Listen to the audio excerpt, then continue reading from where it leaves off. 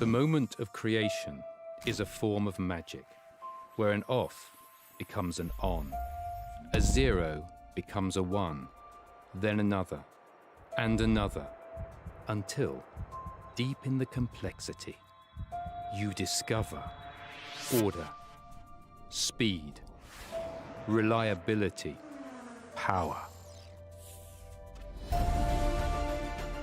Experience the WD Black NVMe SSD.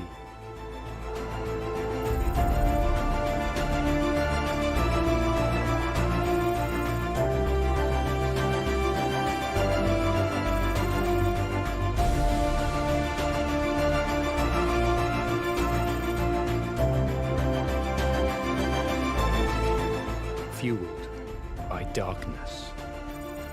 Level up to NVMe SSD performance.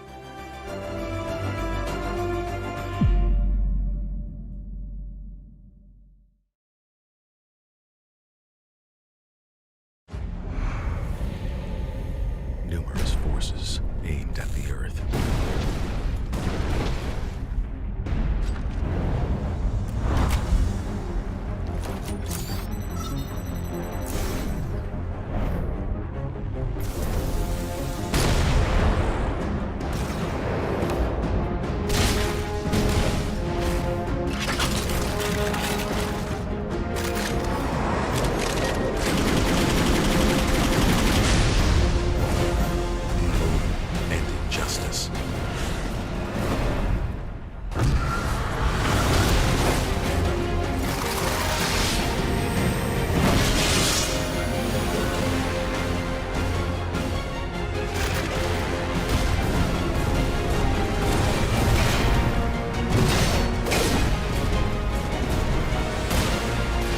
Let the glorious battle begin.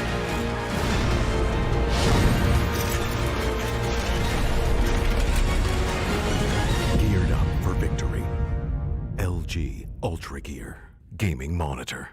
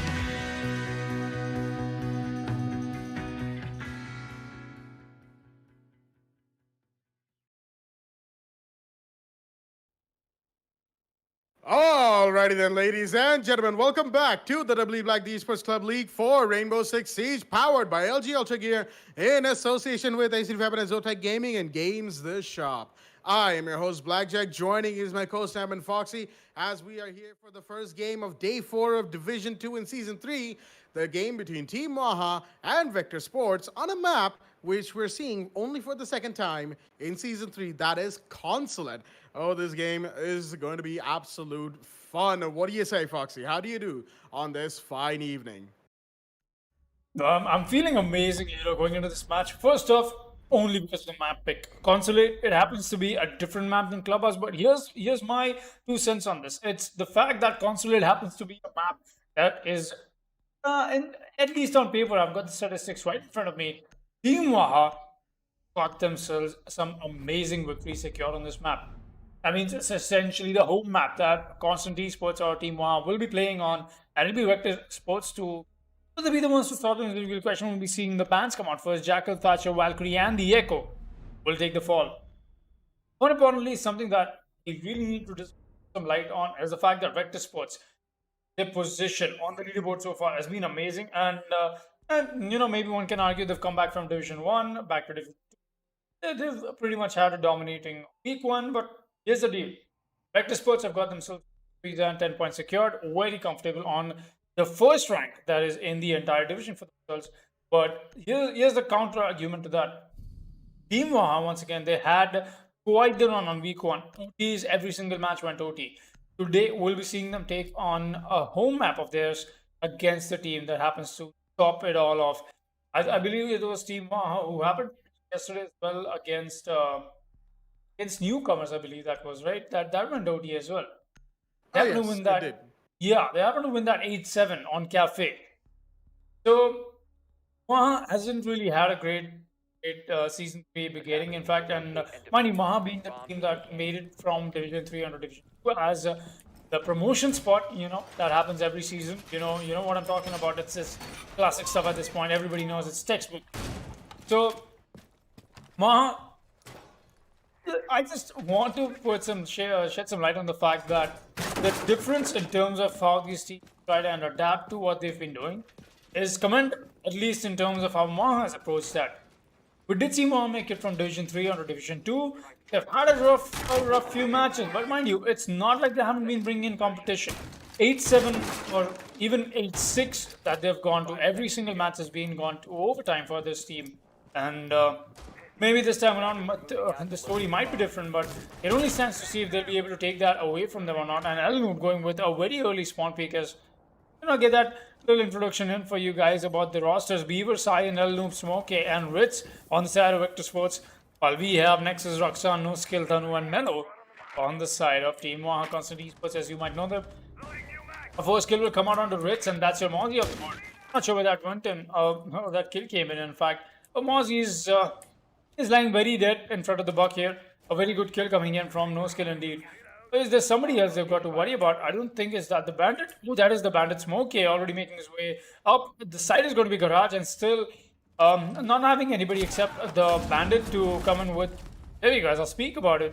He's going to get taken away. There's no counter breach that they have for themselves anymore. No denial that they can stop the breach from. A Nexus is going to have otherwise an easy job, getting the breach done. And just as the man who's sitting on the bench right now from the side of Vector Sports predicted in the chat, Vector Sports is off to a rather unpredicted beginning, at least for me, but not for the man. I'm talking about definitely Alovier.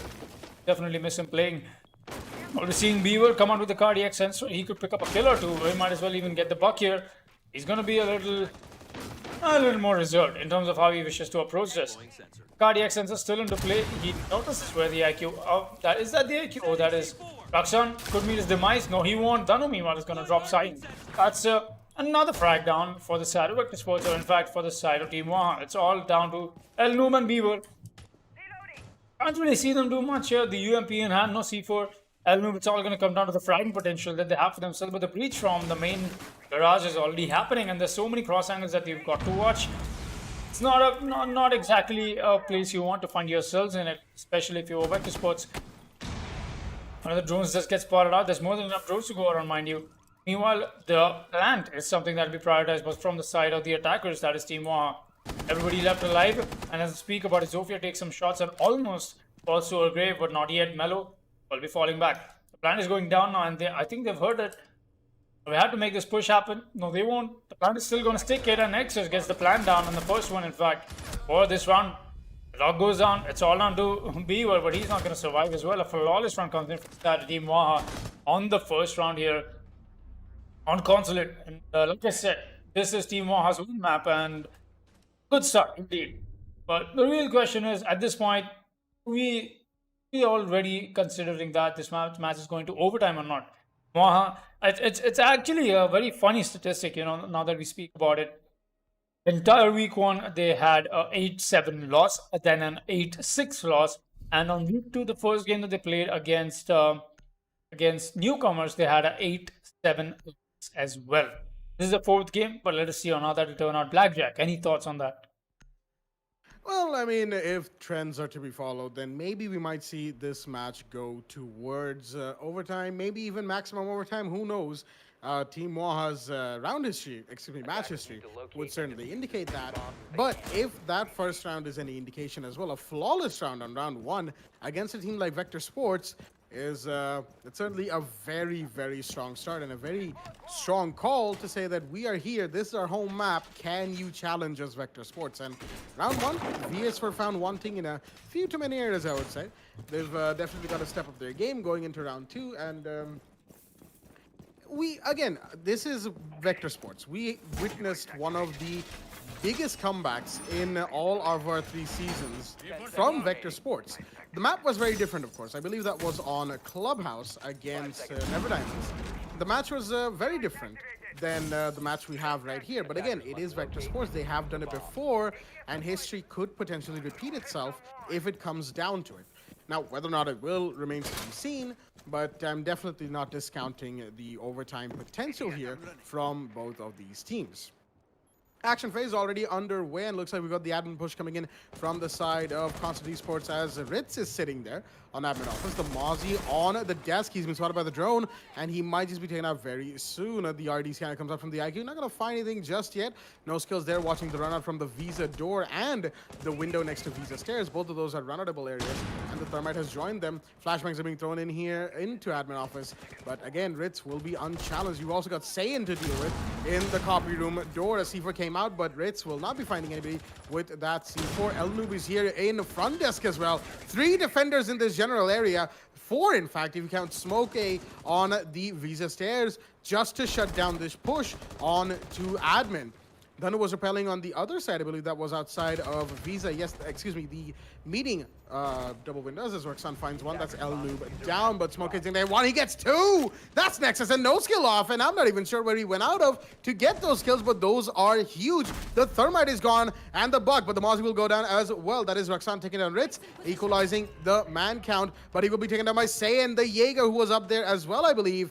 And that is another attacker down. 3 versus 2 right now, all down to Dhanu and Mello for the side of the attacking team. Jaeger's been spotted by Mello all the way across long desk right now, but the Jaeger will be uncontested just for the time being. Mello's just sitting here on console office behind the sofa, just waiting, holding it down before he finds somebody or gets found for that matter. Dhanu's here to get the diffuser from inside of Visa office. This is where one of the kills went down, apparently. And this is actually where Thermite went down. You can just see him lying very, very out of the game right now as the diffuser has been recovered. But the Zofia drops down into press room.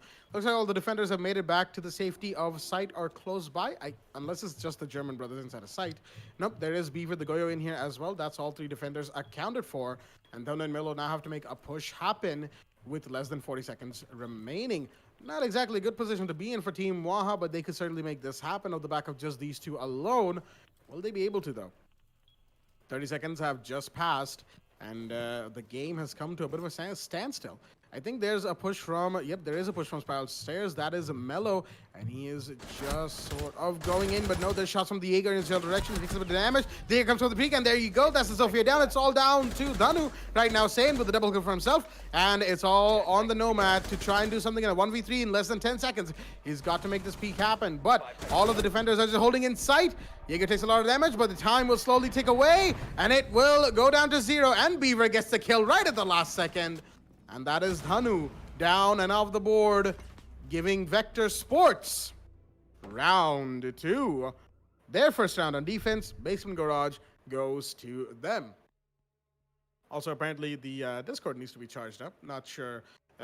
Well, that's just, of course, a bit of a communications issue, but that can be solved with a text from the admins, as Foxy noted for both of our teams right there.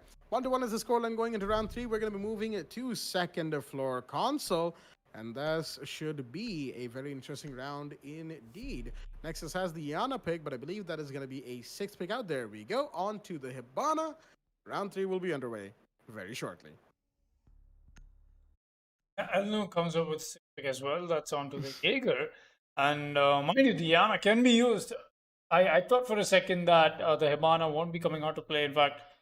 But I would love to see Diana play, you know, the Japade plays. I love to see them. It only stands to see on when we will get to see them is a real question. Let's see. Going ahead, Smokey had an amazing round, at least in the last round. He got himself a double shot indeed. And a really nice one as well. So, looks like he's just changing his fire patterns there. There we go. I was about to start questioning is why is he ripping out a C4? They've got the Maestro, they've got a shotgun operator. Oh, wait a minute. They have managed to completely Hold on. open the entirety of connector. That means 5 seconds. well, that's an interesting strategy from what's. Okay. I haven't seen a wall more nude than this since, at least in competitive Siege. I definitely have not, especially except for the times when I myself have to reconstruct maps. All right, that's the thing. I wonder how long is Amon going to take to notice that something like that has come up. They're going for an admin push. It's definitely not going to help them unless they happen to notice that. You know, the moment they spot that out, they are definitely going to push up on the side of yellow and the console area. The moment that happens, it will essentially be something that Vector Sports might not be able to fight against. It's difficult. You only have 2 C4s into play, from Ritz and from Cyan. Maybe Smokey has got himself one as well. It's a little bit of a hit and miss, you know. It only stands to see if they'll be able to do that or not, and that's a huge probability, mind you. That being said, we're seeing Ritz pick up a fight along with that look that is against the IQ indeed. Smokey is going on in the room once again, and the C4 comes out. Does it connect? No, it won't. Nexus will take a little bit of damage from it. That's a Hibana. Alright, Ritz almost shooting the drone away, but instead he's going to claim it for himself. The IQ being very elusive, in fact, getting a lot of utility burnt, as the operator icon is what is blocking the lines of sight for me, at least on my stream. Not sure if he's got them turned on or off. We'll be seeing no skill come up on the side of console. And like I said, they've noticed that the connector is not reinforced, and more than that, is completely open. That's a free line of sight for them, but look at this. Beaver gonna pick up a kill onto Mellow, who happened to be on the balcony of the meeting room. Very interesting. Looks like CS happens to be a little bit of a stall point, and more than that, they happen to be a little too confused, and Elnud will be the first one to take advantage of that confusion. Nexus goes down. That's another attack off the board. So many rotations happening, but no conversion so far for the side of Team Waha. Dano comes up on the rappel to connector, while no skill is about to pick a fight with Smokey. Very influential in the last round. Will he be? No, he's going to face the dirt very early. No skill comes up with a headshot, and Beaver is here to find out another frag, and that's Roxanne on the board. Dano will find Beaver. I think there was a runner coming in from the side of meeting. Is still in the favor of... no, never mind. As I speak about it, Vector Sports will be picking up another frag, as it's all done. No skill, and a 1 versus 3 now. They're about to make the clutch happen. There's somebody waiting for him on the yellow stairs. He's going to find that. No, not yet at least. The shotgun not working for him. He's got a shotgun for himself as well. The skeleton key is out. Nothing to connect. No skill is just going to fall back. Gets himself a nice rotation done outside yellow. We're going for the rappel any moment now. About 20 seconds left, and more than that, no diffuser. Will be retrieved at least for now, but I doubt if he's going to make it out of here. Ritz goes down over a very irresponsible runner coming out from him. That was just caught out straight away. Beaver will be watching this long angle. Excuse me, Elnoob, I believe. He's gonna watch that and he's gonna collect the frag along with the C4 from Sand from downstairs. Very, very nice display of skill and coordination from the side of Vector Sports, despite the not so traditional play that they happen to exhibit on the side of Consulate. So this is something I always tell. You can monkey around a lot on Consulate. You know, you have that freedom. It's not even the fact that why would you play like that? It's just you have that advantage, you take it. Danu though brings out the Nomad. We didn't see any of the Nomad charge go out except for the meeting one. And mind you, the Wamai was not even into play until the last round. This time around, Beaver will bring out the Wamai and Nexus bring out the Iana. Please take it. Yes, he's going to stick with it. Iana is into play. This is going to be the first Iana play that we'll get to see. I hope it works out for him. Definitely, you know, there's those plays that you love to see them work out. It's not even a thing with the teams at this point. The Jaeger will get 6 pick from the side of Vector Sports, and yes, Blackjack. How do you think that last round went down? It was, I don't know, it was a little too clumsy in terms of how Team Waha tried to approach that. Because we could clearly see the fact that they wanted to make the rotate happen on the side of console, you know, after noticing that there's no reinforcements on the connector. But they were a little too scattered even after getting the rotation done. I'm not sure what was going on in their minds. Definitely, it could be a whole another story that they could, you know, spell it out for us. But definitely, they did look a little too confused. Definitely. Quite a clumsy third round coming out from the side of Team Waha. And even though I believe it was a 5 versus 3 that Vector Sports were caught in early in the round, that is, they were able to bring it back just out of that clumsiness, utilizing the confusion from the gigantic rotation that Vector Sports had for themselves and taking the attackers one by one. And as for this round, of course, we have the first floor lobby defense around us as the call out goes. And okay, we've already got the double window on meeting second floor open for a run out. There should be a Nomad charge being placed there any second now. Dhanu, of course, has that operator and is gonna wait and peek it, maybe. Any second now? No? All right, Dhanu's gonna not do that, but we've already got no skill inside of admin office along with Raksan. Nexus just gets out of spawn. Looks like it was joining for his teammates. There are a couple of defenders all the way towards bathroom. That is Meister actually in there. Saiyan with a bit of an odd play. Shots being fired towards the bathroom. Rotate right now. He's got to be careful of the Zofia on the yellow stair skylight. But being inside the bathroom, of course, he can just sit back by the stalls. He's got Ritz to support from inside of connector. Waiting room, that is, towards meeting. Shots are being fired on the drones that are being sent in this general direction. There's 5 attackers on the second floor. They are very adamant on this push right now. Diana's secondary, the bait actually, the drone, if you will, live drone, gets caught out by the Mozzie. But that is, of course, only given away his position inside of waiting room right here, as there's also a push happening from the double window of inside of console. A 2-sided push, and there we go from long distance. Meister takes a shot to the head. But he took down Raksan. That was a trade, actually. Ritz finds one more. That's mellowed down. Smoke is here. He takes down Nexus, but gets refragged onto by no skill. It's suddenly a 2 versus 3 for the side of the attackers. All right, Team Waha not coming out of that strong at all. Slash goes down. It's a 1v3. Ritz with a double kill will leave it all up to Dhanu. Then Nomad to clutch things out for his team. Dhanu all the way out at admin office, and he's got 2 of the air jabs left in his pocket. Of course, not much of a push that happened from the side of Team Waha that would have allowed the use of all of the other you know, air jabs. He doesn't even have the diffuser, and less than 60 seconds remaining on the clock for him. It's not a good situation to be in at all, not even if you are, excuse me, not even for Dhanu. As we've seen this man pull off quite a few good clutches in plays before. Amazing stuff from him. But will he be able to do this again? He was caught, I believe, in a similar situation last round or a couple rounds ago as well. But he's pushed into piano, and that's the wrong move because the Mozzie's right here waiting for that push. Ritz will get that kill, secure his 3rd for the round. And as the Nomad goes down, round 4 goes to Vector Sports. They've won 3 for 3 now on Consulate. That means going back to one of the previous sites, which is Garage on Basement, will be their lap on this map. Yeah, they've been relying on Garage and Cafeteria a little too much, don't you think? Coming back to Garage, though, they have been winning, though. That is a little. And if I were to interject here, since they've won console and lobby back to back, right? I don't think going to split the site that's first floor tellers and basement archives would exactly be a great idea. Right. So yeah, we all know I about get that it. fourth site on every map, right? So yeah. No, I totally get the fact that going back to Garage and this side has been something that Vector Sports is willing to do. They did have their complete rotation on the triple sites, as we like to say, a little more viable sites on a map.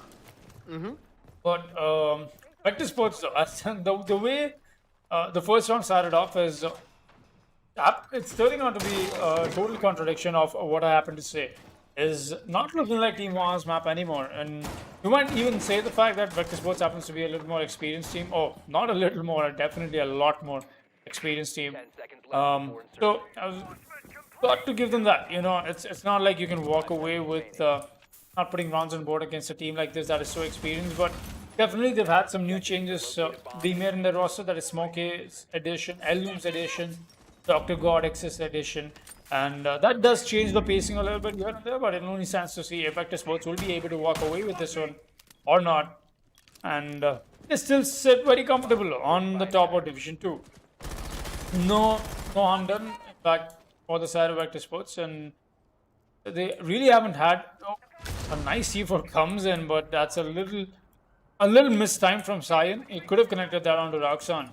As Roxanne is all the while more, I would say, more wise. The fact that he knew there's a C4 into play comes in with a few pre-fires, but Cyan he himself knows that what angles will be watched from that angle. He's just gonna fall back. He realizes it's angle twice, anyways. A push from the main breach is about to happen, and that is from the side of Team One. Trying to get this breach done. No skill tries to throw in a nade, and he's gonna claim the life of Elnoob. That was something that Ganin was definitely not expecting. Excuse me, Elnoob was definitely not expecting. We'll be seeing Nexus.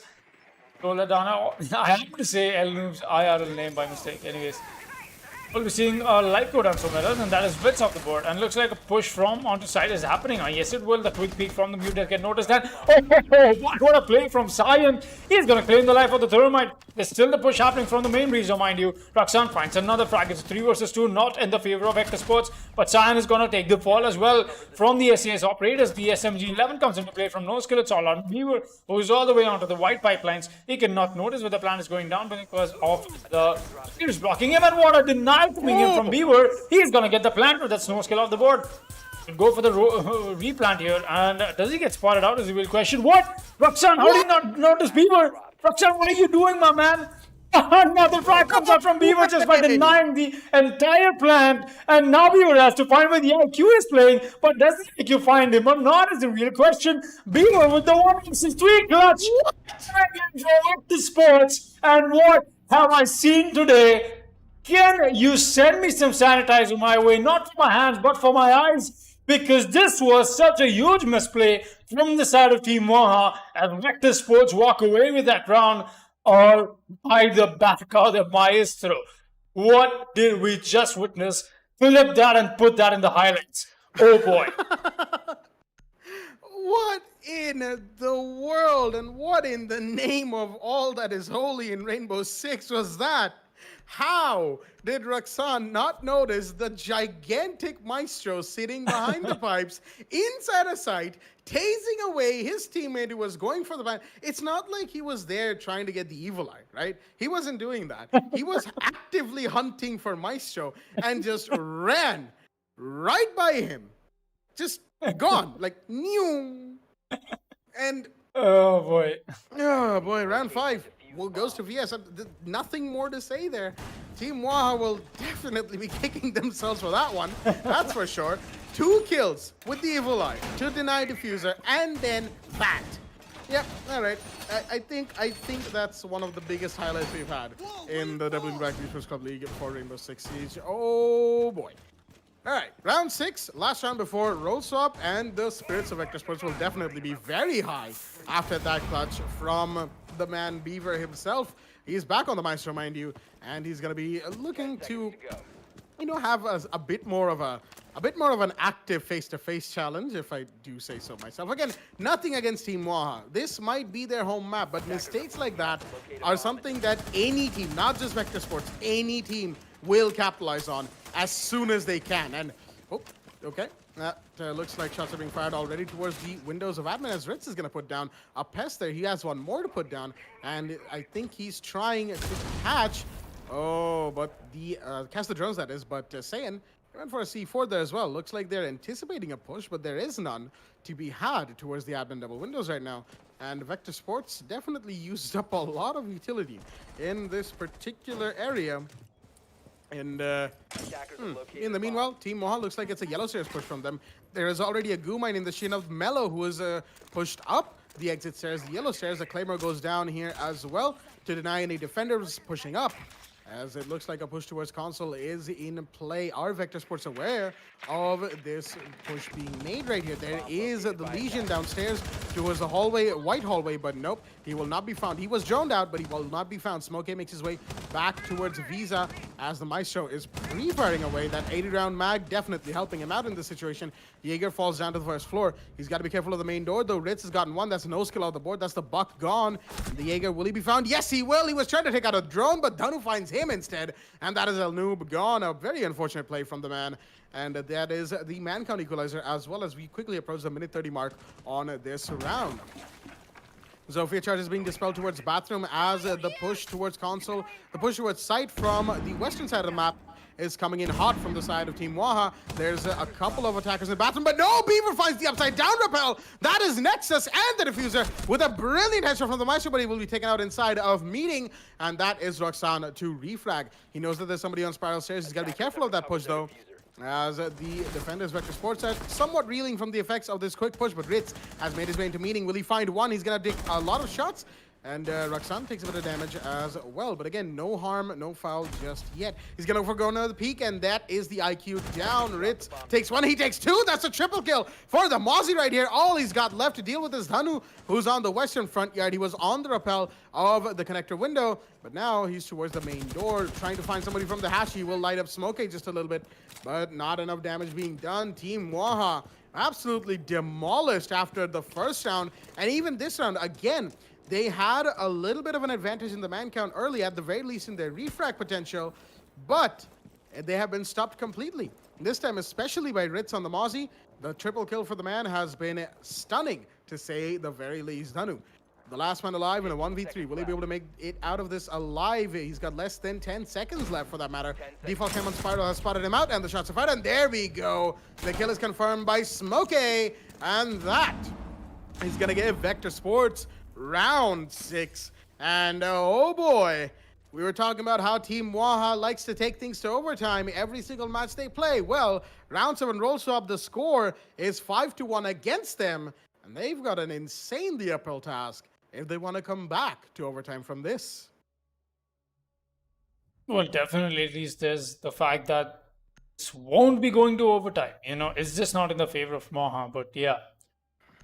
Won't be going to overtime, at least that is what it looks like. Maybe it might, maybe we don't know. They did make a comeback yesterday as well, when it was on Cafe, but they had a slightly better score to fall back from. I think it was 4-1 or it was 5-2, something like that. I think it was 4-2 going into roll swap. 4-2, all right, yeah. So that being said, we did see Moha try and attempt a good comeback. In fact, they even had to stage that comeback once their opponents were on the match point. And mind you, they happened to steal the match point away from them, but just could not make that end conversion happen. It does happen to, it be like that sometimes. It just turns out to be something that is not in your favor. But today the game has definitely shifted some tides here. Speaking of which, the Wamai will be coming out with the magnet deployment first. I know that is, as we do have the side swap coming in, the roll swap indeed. We're seeing both the SAS operators being employed on the side of the defense. The smoke and the mute will come into play. Roxanne and Nexus will be bringing out the Maestro and the Jaeger. So what really surprised me is the fact that Vector Sports happened to win the defensive rounds on an attacker-sided map, and by such a huge difference. And more importantly, it was Team Waha's map. I mean, they have an amazing track record until today, as Now that I think about it, they have really faced Vector Sports in the league. So, yeah, actually, yeah, they had an amazing track record until they've locked on with Vector Sports over here. That is what we are seeing them do today. Melo comes up with a really good pick, and Fritz is going to take the fall for it. A really good maneuver from the Wamai here. Going to bring out some more magnets. He wants to block out the stunts coming in from Smokey. But how long can he keep that up? It's a real question. Melo still holding down very strong on the side of Yellow. We'll be seeing Danu come up on the side of Visa. Rakshan is all the way on towards admin, in fact, and Nexus and Melo are the only ones who will be employing their utility, employing their manpower into keeping their hold alive. Well, almost getting spotted out by the Zofia on top, but he won't be re-peeking that again, and that is a fight that they do not wish to take, and a really nice angle being employed from Nexus here. I like to call this a Shaiko spot. Gotta notice the Rappler any moment now, but Danu meanwhile is gonna get a frag. I'm not sure where that went down. Elnu took the fall for it. Was he down or did he just get the knife? Oh yes, he was down. Look at that, the blood being spilled. Danu using his perfection, but Nexus is gonna get himself a one tap through the angle we saw him employ before. So sad could not catch that on the cam, but anyways, we did hear that single fire bullet coming in from the Alda, and that is something that happens to have a very distinctive sound. Beaver will be making his way down onto Garage or fall. He's got the diffuser as well. That is something he's got to be scared. I wouldn't care, but worried about. That's another piece of responsibility that he's carrying around with him. As Smokey is going to join him. Oh, he almost got the head of the IQ. Beaver making his way up the spiral stairs, I believe. Yes, he's going to do that. He's got the LMG with the holographic for himself, and a little bit of distraction coming in from the side of Zofia. But the pre-fire onto the spiral doorway is going to give away his position.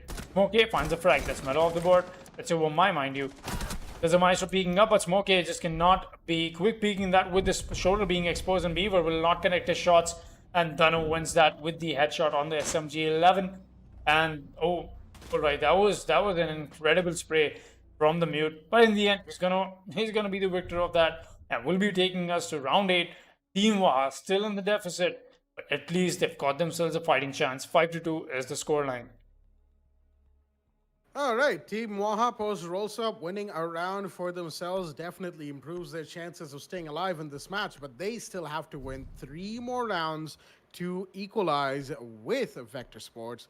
Going to Basement Garage will certainly help with that, of course, as we'll be moving into round 8 nice and quickly. And again, taking the prerogative against Vector Sports' attack was something that helped Team Waha achieve their victory in round 7, mind you. You know, they were the ones taking the fights and making sure that even if they were not in a position to actively hunt for the fights, they had the angles, they had the patience to wait for the chance to come and seize on it as soon as possible. And just well done for that round. Round 7, of course, is one of many. And definitely, if Vector Sports have anything to say about it, we're going to have a very interesting match coming up from both of these teams. Excuse me. But again, it's all down to what happens next. It really relies on the fate of this match and both these teams on the points table of Division 2. Really relies on what they are able to pull off in these next rounds. What is the round differential when they win? By how many rounds? Like, what's the score difference? Is it 5-2? Is it 7-2? Is it 7-5? And who's got the most KD for MVP, like most kills, most KD, and favorable votes and whatnot for, you know, at the end of the week, we get those KDs in, who's MVP, who's top of the leaderboard. Oh, yep, Nexus takes a little bit of damage from the mute opening up the bathroom hatch, but that is another hold that you get to see. Very standard stuff when it comes to the holding down garage, which is to open up the hatch on bathroom and hold down bathroom while leaving that as your route of escape. Because, of course, reinforcing bathroom and having only the door as your escape route with a reinforced hatch in behind you, not exactly the best option. You'd have to fight your way out, and usually there's a lot of attackers on first floor in that connector area, at the very least in Piano, distributed between Piano and Round Desk. As you can see, El Noob's already here making the push. Well, gonna make the push happen as Ritz is joining away for him. He gets to know that there's a Muse Jammer close by, but he's not gonna be able to do anything about it for the time being. Actually, is there anybody inside the bathroom? There is. All right, I didn't see the blue shadow at first, but I have seen it now.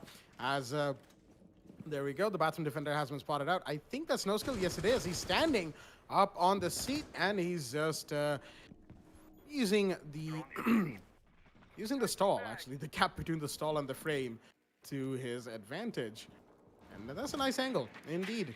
Quite the challenge that VS has for themselves on this attack if they want to make sure they go to match point. They are 1 round away from it. But again, they've got to do something about it to actually get to match point. They have to win this round to get to match point. El Noob just running around on the first floor, shots are fired in his general direction. That is the Jaeger. Roxanne, who was on yellow stairs. But unfortunately, all he's done is give away his position to the Ash. But no harm, no foul for that just yet.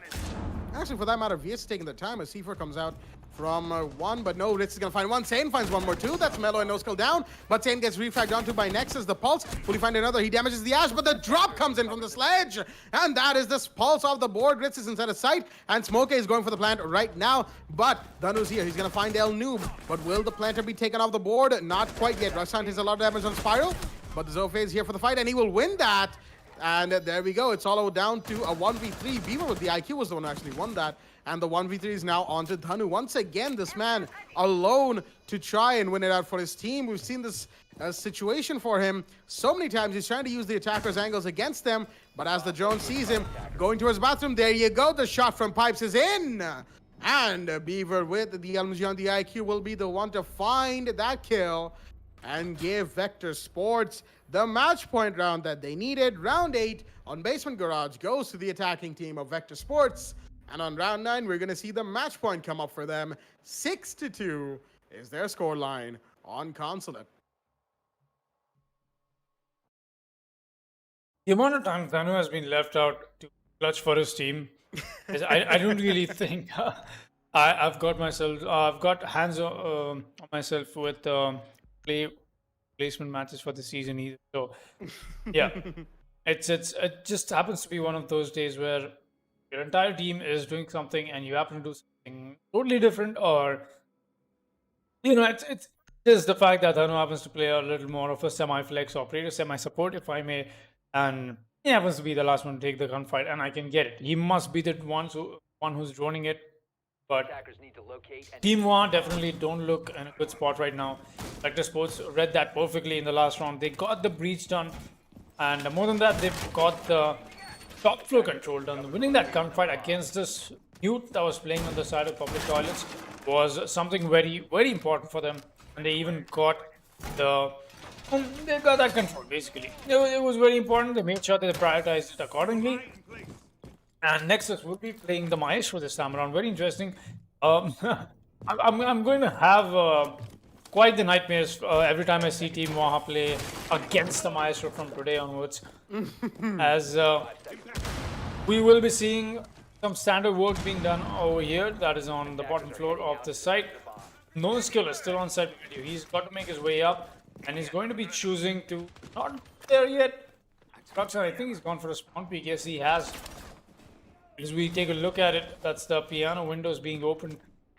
At no skill.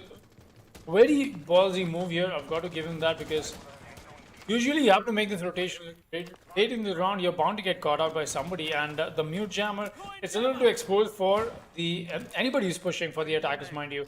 Take it out. Danu will be playing on the side of circular desk, but he does get noticed, and that is why he's going to move back onto Visa. Might as well be the one round that Vector Sports needs to seal the deal with a 7-2. And that is going to put them up so high on the ranking board for Division 2 with the 7-2 difference, mind you, round differential. Something that is very huge. So it only stands to see how now that will turn out. Danu is just going to fall back, and the top floor control from the side of Vector Sports is being established slowly as we speak about it. Beaver will be making his way onto admin, but already Ritz and Smokey has made their way, and that only makes sense as we'll be seeing Beaver make his way inside soon as well, IQ that is. But the push from the side of the attack is a little stalled if you would ask me, because I haven't really got much emphasis in terms of how the primary breach is going down. Everybody except Elno will be focused on getting the top floor control done, and that is something that they want to be doing. I get it. That's a strategy, but look at this. Witz is already awfully close to the site. He's going to be droning, in fact, onto site, and he might be walking away, walking in here, and yes, he will. And look at this, the walk-in comes in from the side of Vector Sports. Smokey is going to drop a frag sign, he's going to get another. It's a 3 versus 5. No kills to connect over here. Sign is going to get another one. And oh boy, it's a cleanup from the side of Vector Sports, and what a rush coming in from them, and a perfect read onto where Team Waha lack the proper defense, and a 7-2 shutdown comes in from VS to start things off for them on week 2, Day 4. The team has been amazing, topping the charts for Division 2, and looks like Day 2 has just been the same, with the same amount of dominance. All right, what a push coming in from Vector Sports right towards the end. As we can see, Ritz and Beaver, double-digit kills for them respectively, 11 and 10, 8 and 6 to Sane and Smokey. Al Noob following things up, probably with a lot of support, droning and whatnot for his team, as we're going to be moving off the first game of Day 4 in Season 3 for Division 2. Lots of numbers right there.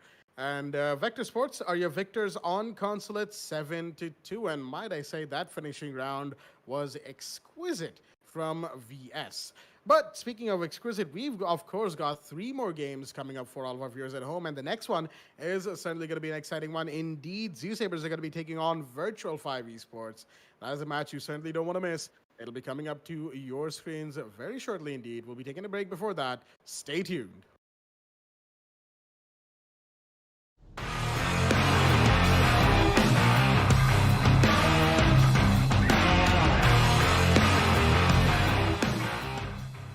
Like that. Alright, the goal will start off a kill. Skip, that's the ash of the ball. Warhead will be meeting and crossing parts along with the wall. But look at that. The bandit is here watching that tiny peak on rather. Dark side is here to get that refrag in, but that's not enough to equalize the man count. I've got to be very careful from the peak from the surface. And we got goes down to pick that shot. Get the shot somehow onto the attacker, and then read from Yakova is here. The bandit. Oh boy! Strong pick, yes he will. Does he find anybody? No, he wants a free fight and he's just going to fall back. He's not going to connect the second shot as well. The ball just works for him and he's going to get him away. So, I think he's making his way back up, unless T-Boy once again he comes up, money goes down, but the refrag is here right back in from Spice Bang. That's another kill so far for the Himana so in this round, and he's got himself a nice ass shot to help him walk into the soft crease, but the allies here to beat them on the motto. They're not actually going to care about it. Spidey Time just straight up walking in, but Oxy's going to lose that fight in the air. It's all on the Spidey Time. Spidey Time gets a triple kill for himself. Can he get 2 more? He gets one. Almost a full kill. Does he get the E? Is the real question. Spidey Time, so far he's getting all the kills on the board for this team. He needs 5 seconds and a frag. Does he find the yellow? He doesn't know where she's playing. She gets her out. Whoa! He is the ace! Spidey Time! Oh my god!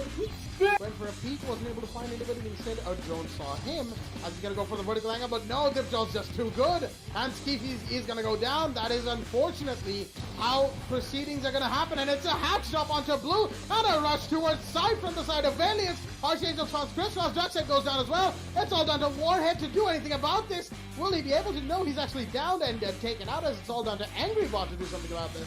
Time required for the counter defuse. Angrybot, of course, giving enough time for his team to confer, but he's going to go down to the ad.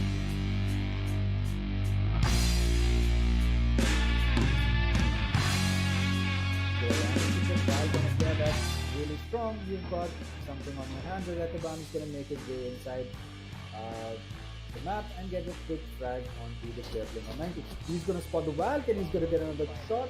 Lancer is going to go down in the process, and Esteban's going to get 2 as the C4 comes out from the side of Stoneheart. That's going to get Lancer and Invalid off the board. As Esteban is sitting inside, and he's going to get Stoneheart as well. This guy's just walking in.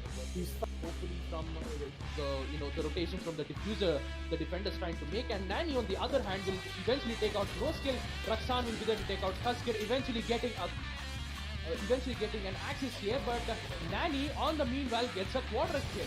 He just needs 1 more kill for the ace, and there you have it, boys. Virtual 5 Esports with Nani making an ace and White making an entry frag as well as a good place there. Gone down, as Athar was not going to be paying attention, as it's all down to their Tamar in a 1v3 to clutch this out.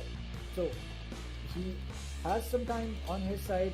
He has some calls from his drones, I believe, as he is going to go for the repel. His call has been, his position is known. Dhanu is going to be there. He's not going to be able to contest that. Melo is also going to peek him, who's going to lose his life, as Diffuse is going down from Raksan, but no Death Hammer is going to be there to take him out. So,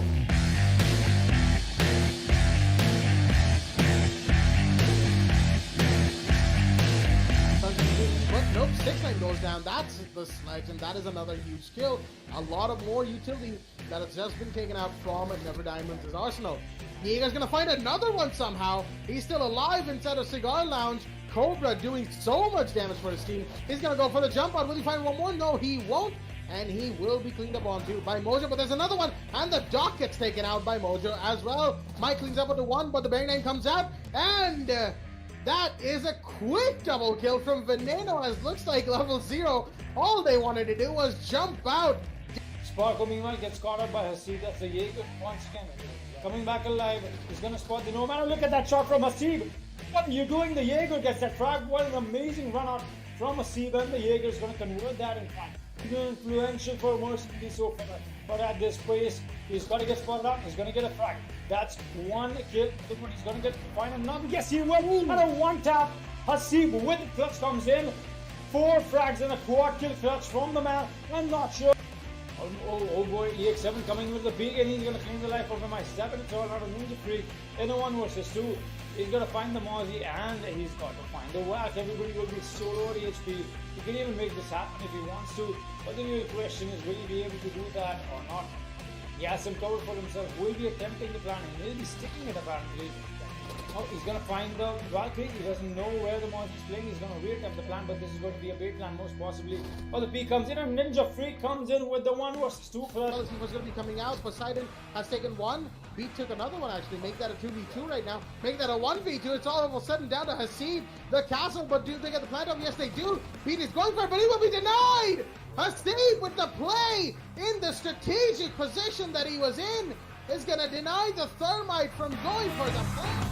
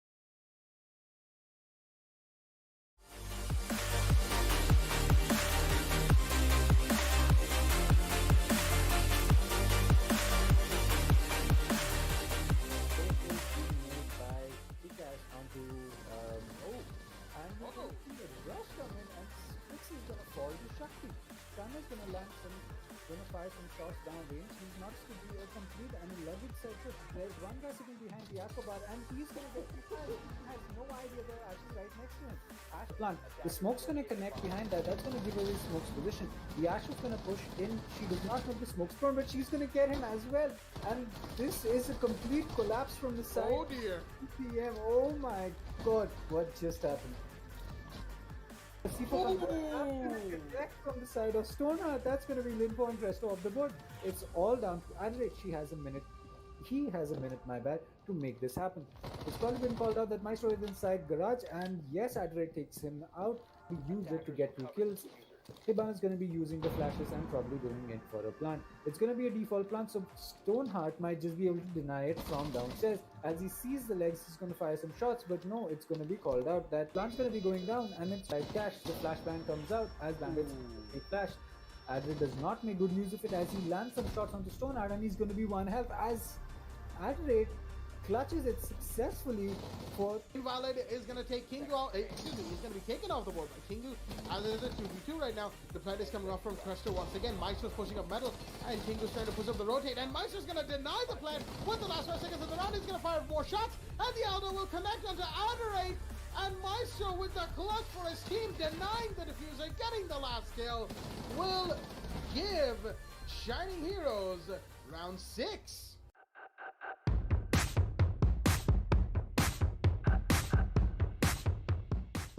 Smoke canister as well as 50 seconds left in the round, and Neverdam have to push. It's now or never for them, as without getting the plant off, they won't be able to extend the round timer. Choco's going to look to go in, but he's going to get one. That is Zenas on the board as Zenas took down Sam. And Mojo's going to get one. That's Kuntal. That's a 2v2 suddenly. He has to go to the plant right now with cover from Choco, and that's what he will be doing. As Lem is going to try and push in, but there's no space there for cover. He's going to find the smoke. Do a lot of damage, but the castle is still here. The plant is going off. It has gone off for that matter, and now it's a 2v2 in the post plant. It's a 1v2 for that matter. All down to Killen with the castle and the UMP. He won't be able to do it, as Neverdamage will make the plays happen for themselves and take CCTV on round 9. Right there, he's going to take down Nanny using a bullet hole piece right there. The Womack gets the kill. The slice goes down as well. That's Flanker taking down Mike, as Royce is taking down Cruzy in the meanwhile. The reflag had happened. The Ash charge away as well. As looks like, oh, he's going to get one. The Thermite goes down as well as he makes the rotate, and Flanker's going to get another one. That's a triple kill for the Legion right here. What is the man doing? He is ripping through Virtual Fire's attack, and Viper seems to be the only one remaining for the side of Monka's. At the door of Workshop, or Servers as you will. There's a runner come from Lusty Boy, but no, that's going to be the distraction, Mikey, because Flanker gets the 4K through the window of Supply Room. It's a 1v2 right now, and Nanny has to try and make a 1v2 happen for his team, but will he be able to? The Jackal sitting on the red carpet hallway. He doesn't even have the fuser, and only so much time left for him, as the class is going to be shocking away, chipping away at his HP, leading him towards the Kite for the eventual kill, as Jackal's going to go for the piece. The Kite's hiding, and that is Dash right here, as Jackal wants to make this play happen. He's going to shot from Nanny. He's going to connect, knifing the Clash and getting the headshot while trying to ADS on Kite's head. What?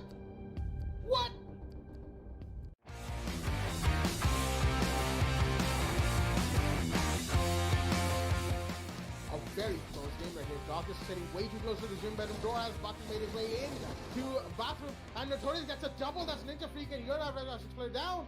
It's all down to the 3v2 right now, as Notorious might just make a clutch happen for Steve. Snow's flanking, rotating back up the main stairs, and Doc's gonna find another one. Notorious with a triple kill. He might just find the Zofia. No, he will be taken out accordingly, as it's down to the 1v2 for the Legion. Vortex is he took one, and oh, what a shot from Snow right there. He gets the double onto Rats and Vortex, despite being stunned and going prone on the main stairs. He will get the kill for his team. In the life of the castle, that is Jason out of the board. Mechox is going to get another.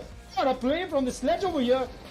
It's definitely shutting down Union Gaming, but Hyperdish is here to cover while the plan is going down. It's all down to the Jaeger now. Fadels has to clutch this out. He gets one kill. That is the Mechox. The kill machine shut down. That's another one. That is on to next. Who does he find the third? Yes, he does. And one clutch coming in from Fadels. A 1 versus 3 from the Jaeger, and that is going to put the equalizer on board for Union Gaming and make this a 4-4 in nobody's favor.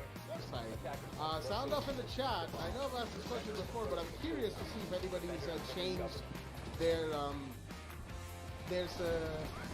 what they play. Oh, the double spawn peak comes out from Blank and Fatals right there.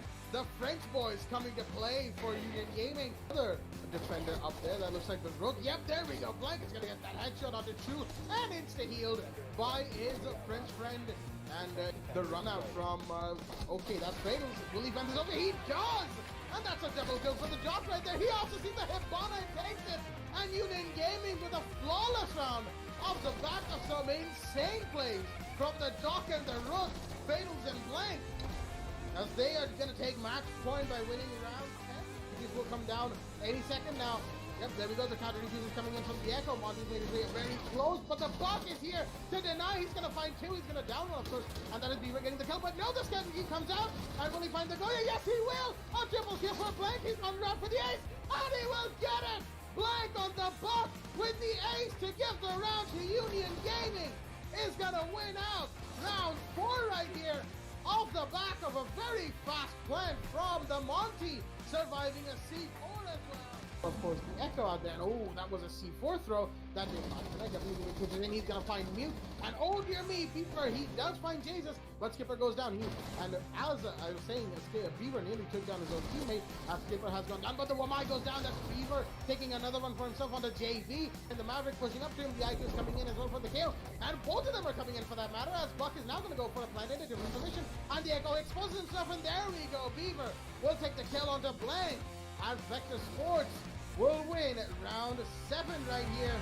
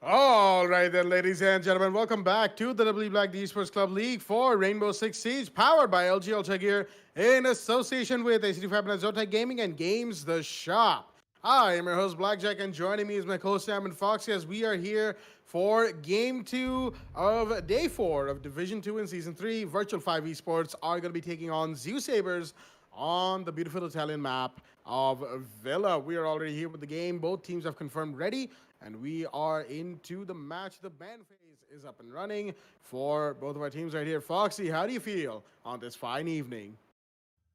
I feel amazing. Like as hey, unknown gamer drops out a report Foxy in that for some reason. I don't know. I have nothing to do with that. It's just unknown gamer doing his own things. We'll be seeing Thatcher come out with a ban very early. No, excuse me. We'll be seeing Thatcher being banned very early from the side as Zeus Sabres as I quickly turn on my fan. Looks like the heat is getting to my head.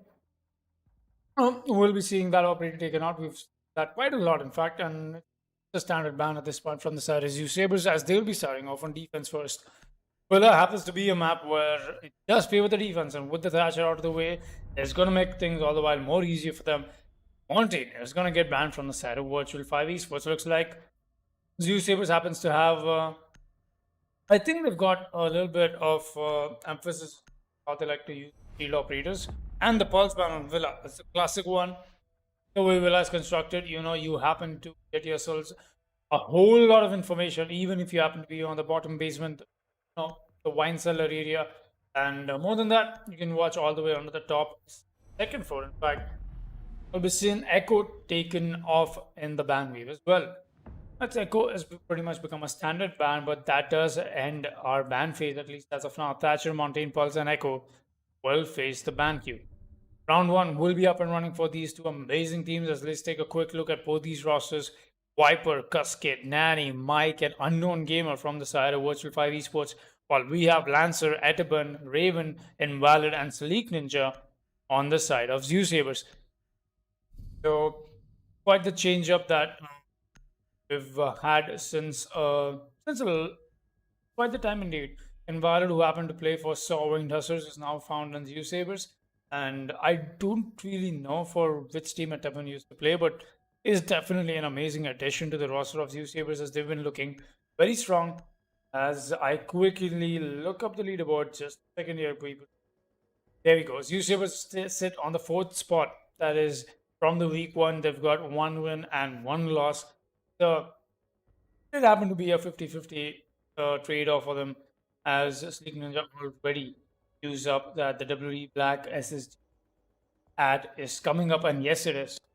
Spend less time waiting and more time gaming with the WD Black SSD powering your PC, as that is something that Sleek Ninja looks like he doesn't have for himself. You can get one for yourself by either participating in this tournament and getting yourself the MVP, or you can grab one from a WD Black store. You can even find that online. You can check all the links and the URLs in the description for that. And Zeus Sabres will be starting off with a kitchen and dining defense. Very interesting. And you can already sense me smiling. I mean, I'm pretty sure you cannot see my face, but I'm already doing that. Oh yes, I am Blackjack, because this is a site I love to favor on a map, especially of Villa. And when I've got my entire team running with me, that's all of us on a 5-man stack, we always go for this site. It's something that I love to favor and I love to work with. Etaban, I'm not sure what he's trying to find.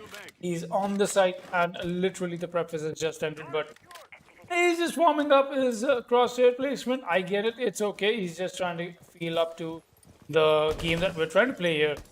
As Unknown Gamer is going to come out with the Nomad, and it looks like he'll be placing that down any moment now. It only stands to see if he's going to come out with the drone indeed. Very beginning. And Nomad happens to be a very influential op, mind you, as looks like Blackjack, could you please take the mic for a second? I've got to quickly wind this up. Oh, absolutely, Foxy. You go deal with whatever I need to. I am going to take up the mic for the rest of the round. I've got your back, as we casters always say.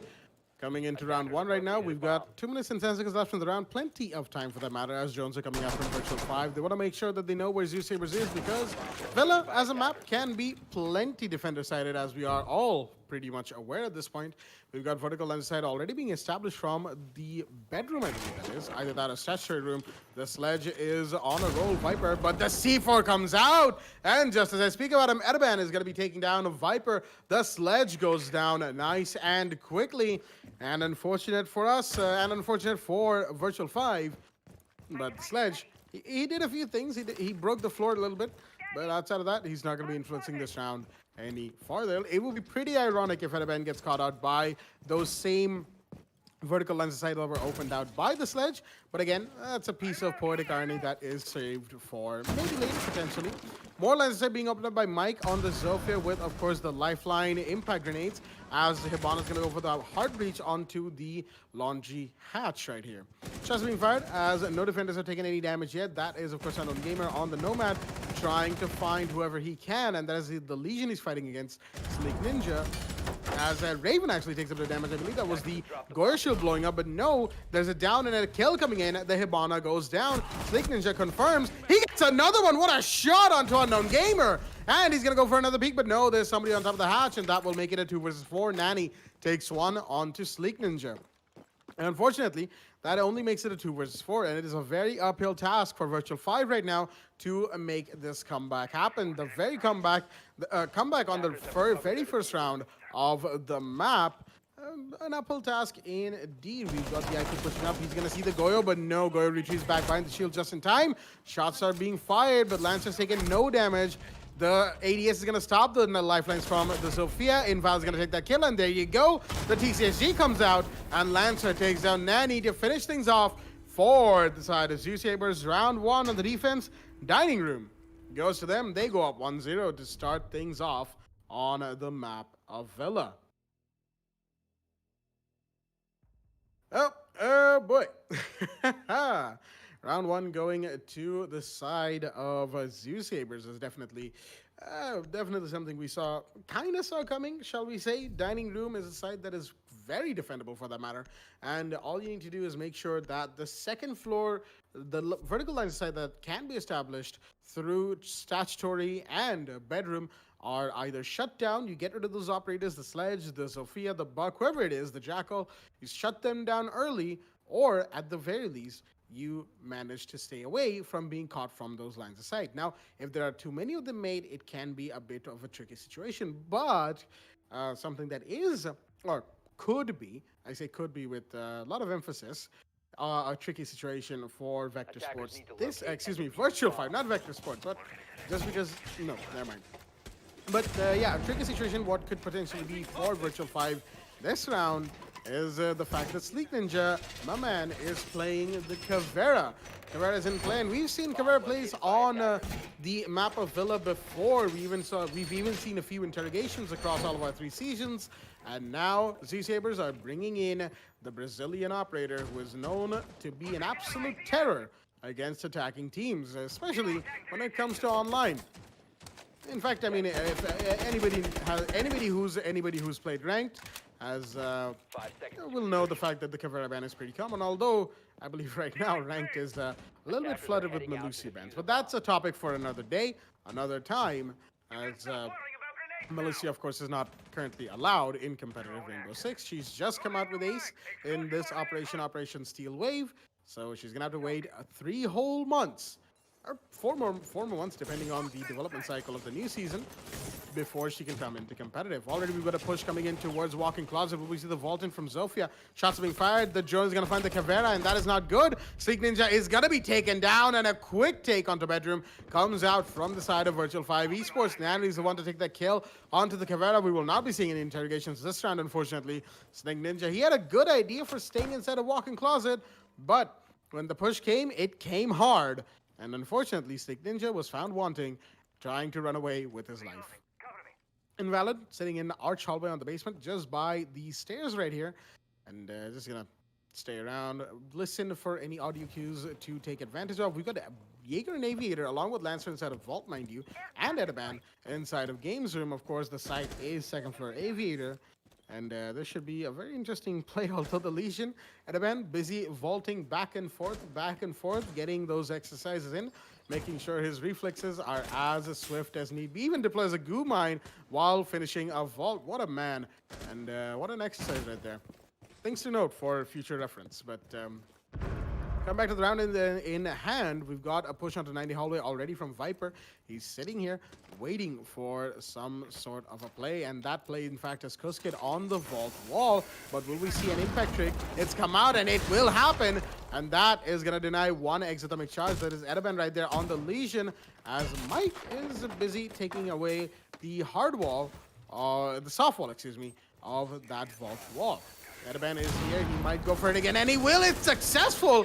Kuskit has been shut down twice, and even though the Zofia's concussives are coming out, Lance is taking a bit of damage in the meanwhile, but it's not gonna matter, excuse me, because of course Thermite will not be able to breach anything, but Mike has made his way towards the vault door, and is invalid with the C4, takes that on Gamer, but the plan is coming out from Kuskit. The peak is gonna come in, he's here and finds one, but he's getting taken out by Nanny, and the diffuser is in the hand of the Sledge. Mike is here, but there's Edaban. Will he be able to find anybody? Not quite yet. There's a peak, but Lancer with the C4 takes on Mike. That's the diffuser drop, and the Legion goes down. Viper with a double kill onto Lancer as well, and it's all down to Invalid. Gets caught up by the air jab, and that will be the Bandit going down right towards the end. Viper with a triple kill, and that of course gives us a great play and a great excuse to bring up the infographic for the man. Of course, these statistics are from the MVP standings of last week, but still they are some statistics indeed. 2.0 kill death ratio and 25 kills, I believe that is, on in just the first week. That is quite the play indeed from Viper right here. And this week has not been any worse for him, for that matter. We've seen him yesterday. We're seeing him today. He's pulling out the plays for his team, and definitely the infographic next week, if it is Viper again, will reflect that for sure. We've got these shiny new tools coming in just little by little as the WWE Like the Esports Club League for Rainbow Six Siege goes on forward. Attackers need to locate and defuse Meanwhile, bombs. round 3 is on the cards, and of course 1-1 is the score line between Virtual 5 and Zeus Sabers, because it is Virtual 5 managed to win round 2. So I get lost sometimes. So much English, if you will. But speaking of getting lost, we're gonna get lost in that infographic once again. Seamless transition, by the way, into Viper's infographic. The man has been absolutely fantastic. As it's just one of those things, you know. You see players like these in competitive, and it makes you feel like, oh, right, I want to know what kind of plays this man has been pulling. What is it? What are his stats? Of course, I know when it comes to statistics, there aren't a whole lot of statistically inclined people in live chat of YouTube, but you know, we're just gonna skip right past that fact, because these sorts of tidbits always help spice up events like this. Viper with the Zofia has definitely been very influential for the side of Virtual 5 Esports, as we're going to see another bedroom push come out from the man and his teammates. Mike and Unknown Gamer looks like, excuse me, Nanny, the IQ right there, and of course Unknown Gamer, the Nomad. There is a bit of a emphasis towards statutory. I believe that's towards the door of landing into statutory right there, and that might be a roamer. That could be Easy Raven the Jaeger. But once again, we've got Sleek Ninja on the Caveira. Not sure where he's playing, but it's going to be another operator to watch out for when it comes to... Oh, Unknown Gamer is going to find one. That's Lancer off the board, and that is the Goyo down. That is very early, quite early for that matter, for the Goyo to go down, and unfortunate for him, he will not be influencing this round much further, unless, of course, a Goyo Shield manages to find a kill. In the meanwhile, we're going to be moving in with the POV of a Viper. He's going to put down a Claymore on the landing of red carpet stairs right outside of a site for that matter. He's got to be careful, though. If a defender gets too ballsy, he could go for a peek through breaking the barricade, but he's not going to, for that matter.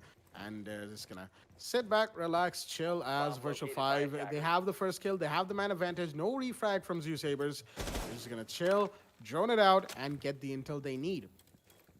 Jaeger, Easy Raven, sitting behind a...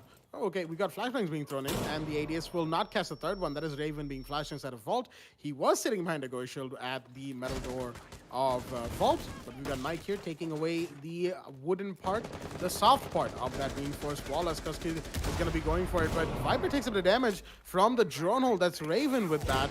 And another grenade is going to do a little bit more damage to him, but not too much. But the vault door has been opened this time. Kuskit is successful, but will this angle be aiding Virtual Fiber? Will it be used against them? We've got Raven inside of sight and Edaban on the dock inside of sight as well. That is Games Room. Raven inside of Aviator. Sleek Ninja's gonna get taken down. That's Mike on the kill right there. And that is an LD5 coming to play. And there we go. The Gershul gets popped, burning the Jaeger, forced to run away right into Kuska's arms. Nanny gets one on the Invalid. It's all down to Doc. Edaban sitting inside of Games Room. He's got 5 attackers and a planter for that matter to deal with as the push is coming in from the landing door. Is he aware of it? I don't think he is. He is now. And that fast pick that came in, the flashbangs being thrown in are gonna give away the position. And he's gonna find one. Will he find one more? No, he won't! The shots from the Nomad will take away his life. Unknown Gamer will refrag onto Edaban for the kill onto the Thermite. And that is going to give Virtual 5 Esports round 3. Once again on a second floor Aviator.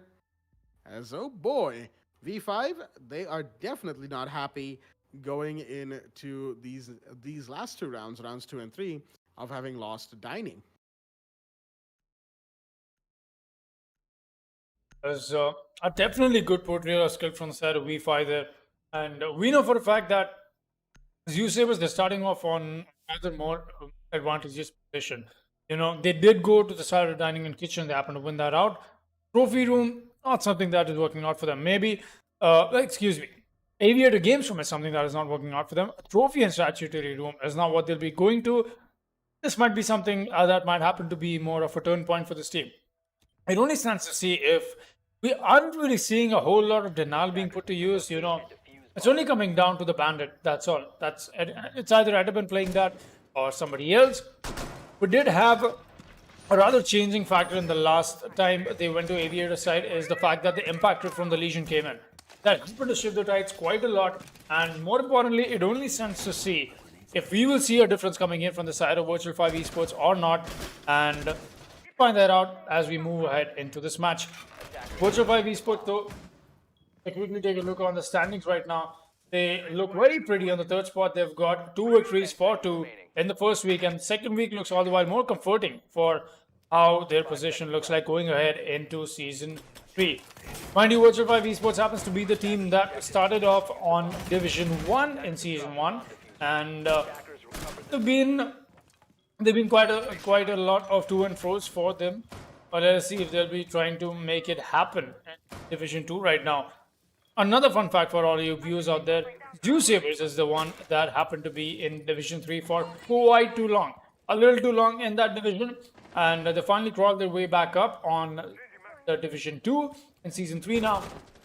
The real question, will they be able to stay up to the expectations as expected from them? I mean, obviously, that's why you call them expectations. But their position right now in their division is on 4th position. That is right below Virtual 5. So this is essentially a lot of stake for both these teams because whoever happens to be the victor of this match is snatching away the ranked spot from each other. P5 happens to win this, they either move up on the leaderboard or they stay right where they are, and that does put them on a fairly better spot than Zeus Sabres are. But Zeus Sabres, if they happen to win this, that will push them up on the leaderboard quite a bit. And that is going to be something that Zeus Sabres will definitely be looking forward to. And the emphasis on that fact is going to be paramount. Unknown Gamer brings out the Nomad once again. He's going to be watching that peek coming in from the side of Games Room. But there's nobody peeking, at least as of now. We've seen Mike push up Classical Hall. Mind you, he's got the diffuser. A sledge of diffuser of all things is not something very common. He's got a spot at the F5, but that is a bait. The hologram from the Prisma working to perfection. As meanwhile, Raven spots a kill, and that's on to Kuskit. That's your only heart reacher down, mind you. Some SMG-11 plays are coming in, but that is not enough to throw off Invalid of the guard here. Viper meanwhile finds another frag that's on to Sleek Ninja all the way on the side of game. Viper will find one more. Viper has really been going crazy against the side of the defense right now. The attackers definitely can count on him. The Zofia comes to play. Will come to play indeed. Takes out 2 of these roamers. That's all the while more time bought for the attacks to work with 4 versus 3, not in the favor of Virtual 5. Oh, excuse me, not in the favor of Zeus Sabres. We're still seeing the peak coming from the Jaeger, and he's going to take the fall. Viper with the triple kill. What a play from the Zofia. She gets the fourth. That's a quad. Viper, are you kidding me? What is going on with this man? He's been the MVP, the top MVP for Division 2, and looks like he wants to secure another one right away for himself. He'll still be waiting. He's got the shield to help with. But the Wamai charges are what are catching off Adaban. Adaban gets a frag, but the no match charge is what is going to stop him. Viper tags up the bandit. The real question is, does he get the ace or not? But will be pushing up. Meanwhile, the plan has gone down. There's something that Viper has still got to find. He's waiting very patiently. But Adaban doesn't know what the Zofia is playing. And he's going to win that fight. What a gunplay from him. Shuts down the ace. And a clutch is to play from the bandit. Mike will be very low in HP while we're seeing Unknown Game was prone right beside him. He might find him at any moment now. He's got to spot at the legs. No, he won't. An Unknown Gamer will be ready. More than glad to pick up that kill as Virtual 5 Esports walk away with another round on board. It's been amazing to watch them put these rounds on effect. Attack goes to them. Oh boy, Viper. What a player indeed. Getting the 4 kills. And I think after missing a few shots on the bandit in astronomy, he wanted to go for a 360 pistol. But I mean, you could see him like rotating, right? Gyrating on the spot. But unfortunately, not gonna happen for the man. As we're gonna be moving into round 5, I believe that is. Yes, it is. Dining room is into play once again. This is the only site, mind you, that the side of Zeus Sabers has managed to win so far. 4 rounds, 4 rounds, 3 sites, not 4 sites. And so far, yep, Aviator and a Trophy not working out for the side of Zeus Sabers at all. Virtual 5 on the attack have been absolutely fantastic. As we'll be moving into round 5 off the back of some beautiful plays from both of these teams. I think nobody needs any introduction to Viper once again. The man is just, like I said it a couple rounds ago, right? I said it when we were looking at his infographic. The man has been absolutely influential with the Zofia for the side of Virtual 5. He just the plays, right? In 2 days worth of matches, 25 kills at the end of week 1. All right, he's just increasing that number by leaps and bounds, and that 4K, they're definitely going to help in getting the infographic up farther, and he definitely wants another MVP spot at the end of the week for himself. You can already see he's got 7 kills this game in 5 rounds. That's quite the kill set coming out from the man XL. Did I say man or Ben? I'm not sure there. But Nani with the IQ following close behind, mind you. So of course, any good top fragger needs a good secondary top fragger, and that is going to be Nani this time around. 4 kills to himself. V5 have been amazing. There's a defender inside of Bike here, or Mudroom as it's called on the compass, and that is Invalid. But will he spot it out? No, he won't. The IQ goes for a fight, misses his shots, so does Invalid. And no one takes any damage for the time being. He's inside the living room. He's going to go out towards that cupboard hallway. Safely rotates towards the bend. Okay, I thought he was going to go for the stairs there. But he's inside a piano right now. It's just a bit of a roam right here from the Valkyrie. Got his cams already deployed as drones are coming out from the side of Virtual 5 Esports. Edaban and, actually both the German brothers, Raven and Edaban, are inside of site. Raven inside of Memorial as the Heartbreach is coming out from the Thermite. Was that the single wall and pantry? But Lancer with a C4 is going to shut down Viper early into the round. That is unfortunate, but the Goyo is going to get that kill onto the Zofia. Things are not looking too good, but Kuskis found Lancer. That's a refract for the kill onto the Zofia earlier, making it a 4 versus 4, giving the round man count back in no one's favor. Actually, 2 defenders go down. The German brothers are down very quickly, but Sleek Ninja gets on Gamer in the meanwhile. The Legion is still here, and so is Invalid, but Invalid's got to go in through a barricaded door. That's giving away his position. Sleek Ninja finds one more. That's Annie. Will he find the sledge inside of Memorial? Not quite yet. He looked away at the wrong time. There we go. The sledge is here, and so is the Thermite. Kuskin and Mike are going to shut down Invalid and Sleek Ninja nice and quickly. And once again, V5 with the push to site, this time with a bit more trouble than they probably found worth.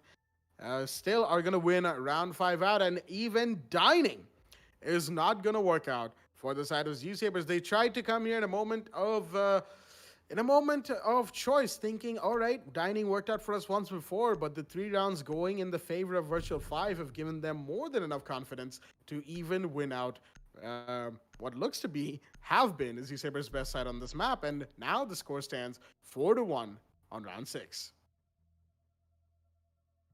So we're having quite the contrast of matches today, indeed.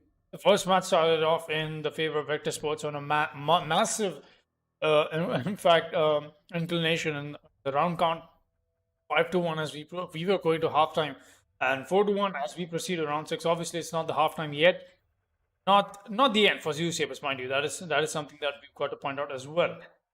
Virtual 5 Esports definitely coming with the best of the game today. Will happens to be a match where I've seen Virtual 5 Esports play before, and they've been amazing with it. Defuse bombs. More importantly, what me if I was a Zoo Sabres fan is the fact that Virtual 5 is putting rounds on board while they stand on attack without the Thatcher.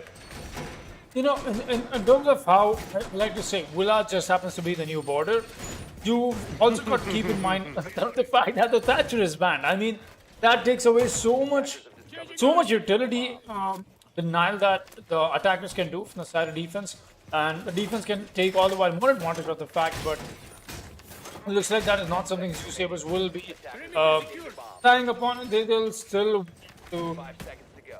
still want to stick with what they're doing, but it's okay. I mean, I really can't blame them at this point. The real question right now is the fact that can they make this comeback or not? We'll find that out in just a moment. Lancer will come out of the TCSG, in fact. Not the Vector. Well, I don't know. I've started favoring the Vector now since the TCSG buff nerf has come in. Let's see how that'll turn out eventually. Mike comes up with... he's running the sled still. Nanny will be on the IQ. Running the Commando, in fact. It's a little awkward now that with the angle grip on the LMG coming up. I've said this way too many times on stream, but I cannot specify it. I cannot just keep stressing the fact that it's a better gun, you know. It's just a better gun. I cannot say anything else. Yeah. So we'll be seeing Viper make his way on the side of landing, and he might as well get a frag or two. No, he won't, at least not for now.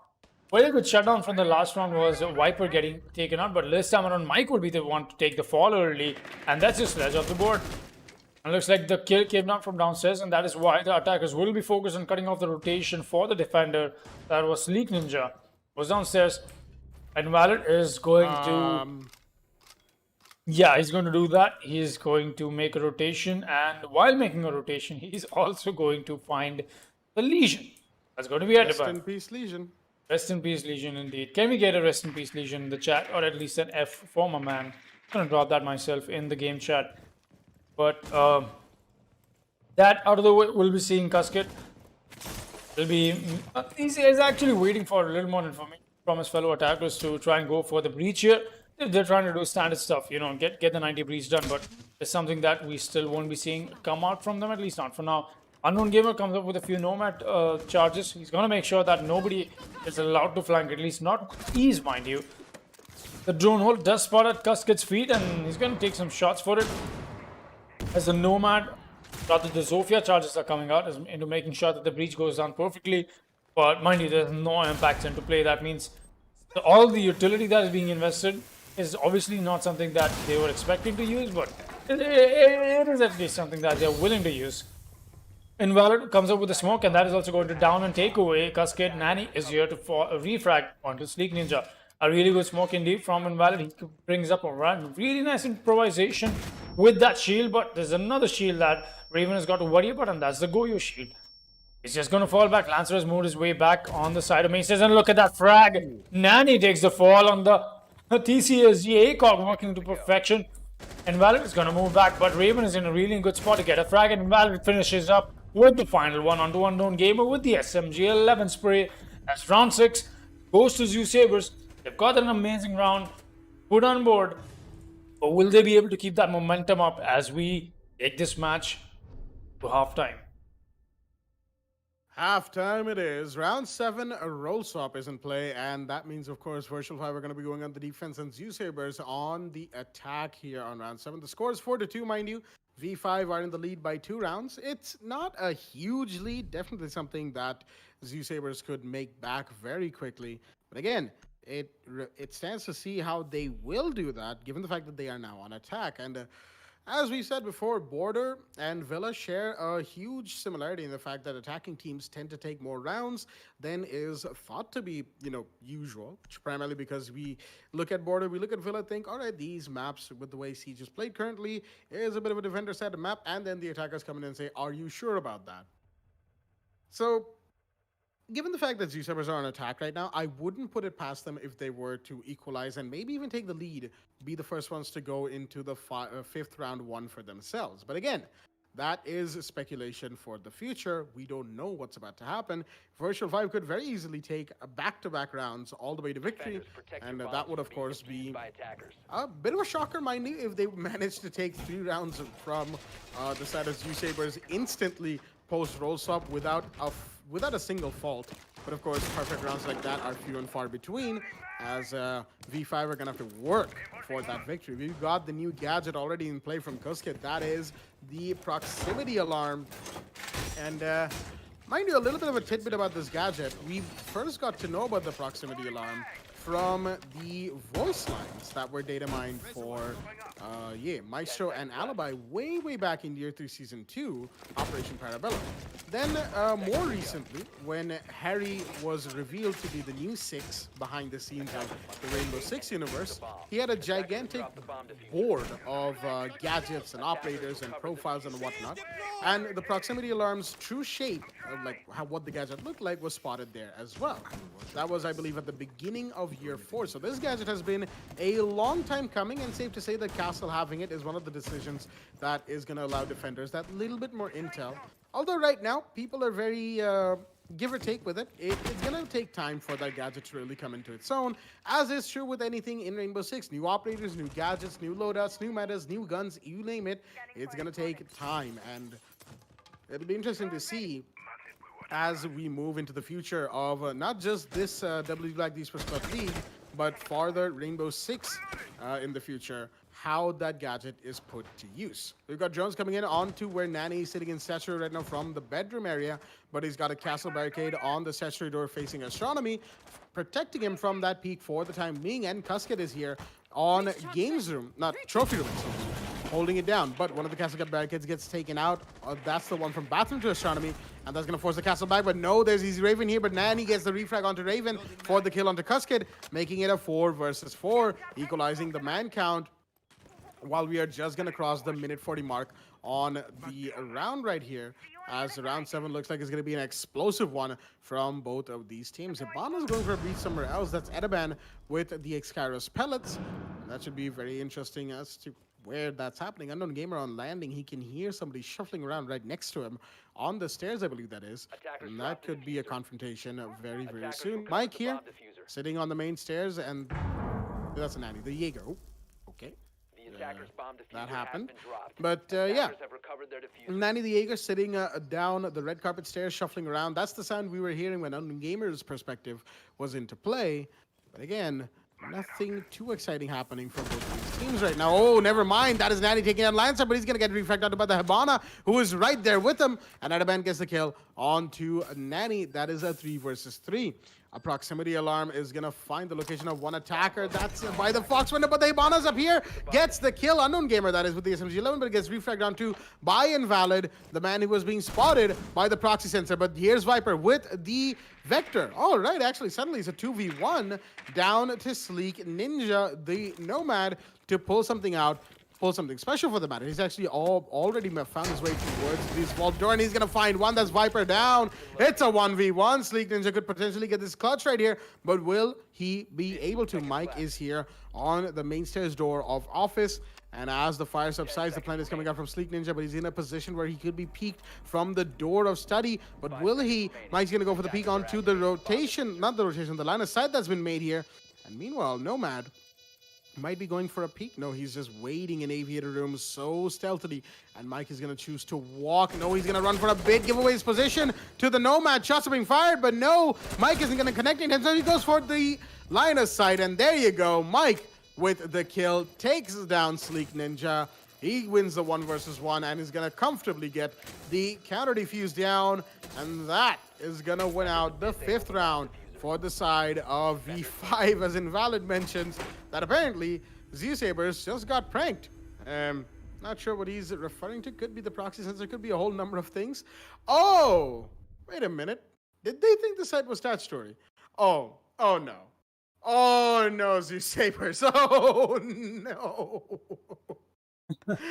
Oh no, Zeus Sabers. That is a very, very unfortunate. They thought that's why there was a Hibana heartbeat towards the side of statutory.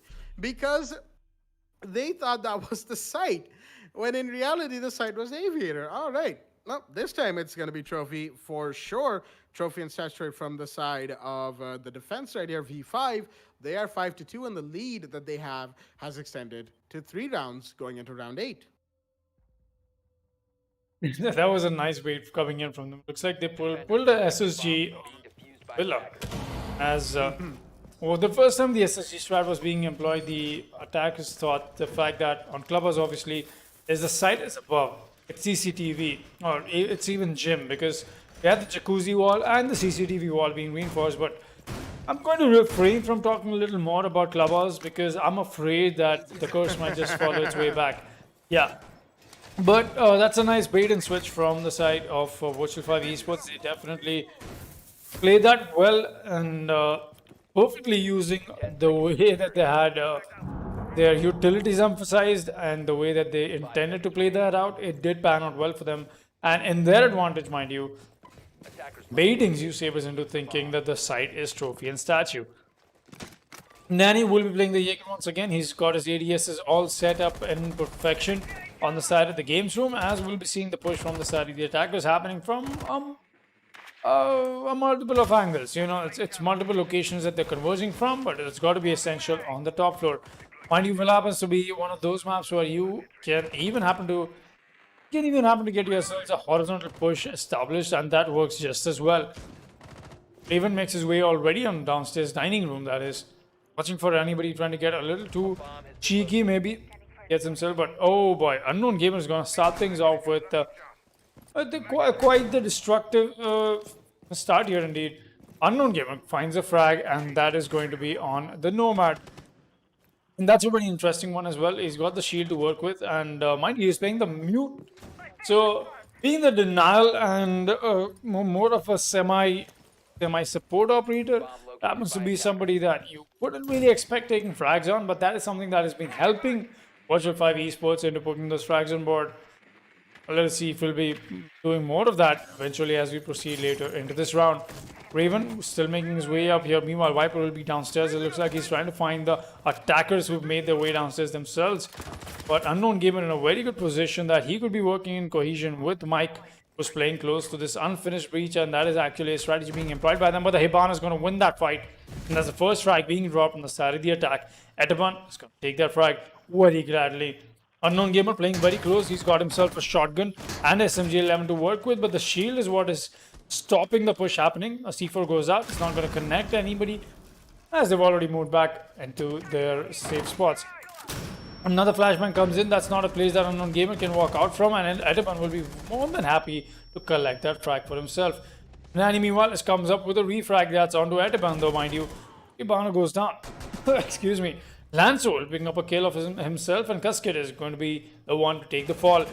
Castle off the board, but Viper is very quick to the trigger. He finds a frag and finds 2 for himself, indeed. It's all on Raven all of a sudden, and now 1 versus 2 that he's got to fight against in case he wants to stop Virtual 5 from taking this to match point.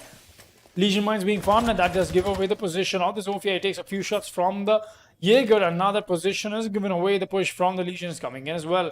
He's going to get spotted. He doesn't get taken out, and the whiff shots from the Zofia is what is going to give Viper all the while more advantage to pick up that triple kill towards the end of the round and seal the deal and take Virtual 5 Esports to match point.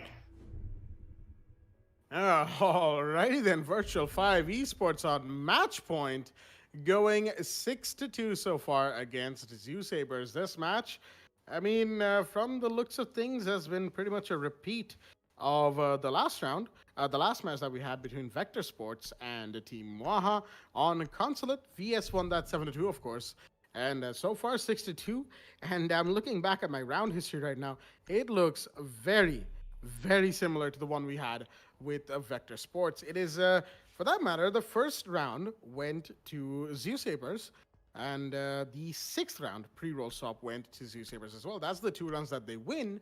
And post-roll swap, of course, they haven't won anything just yet on the attack.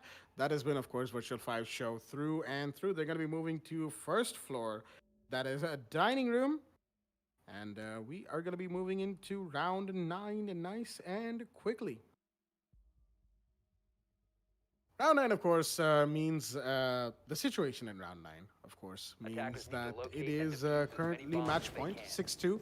Virtual 5 sit in a very comfortable position. 4 rounds in the lead. Zoo Sabers with a near impossible task. I say near impossible because it is still in a way possible for them to come back from this.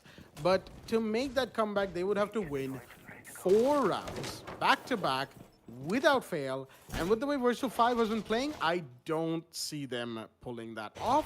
They could. It would be very exciting if they could, but I don't see it happening just yet. Not today at the very least.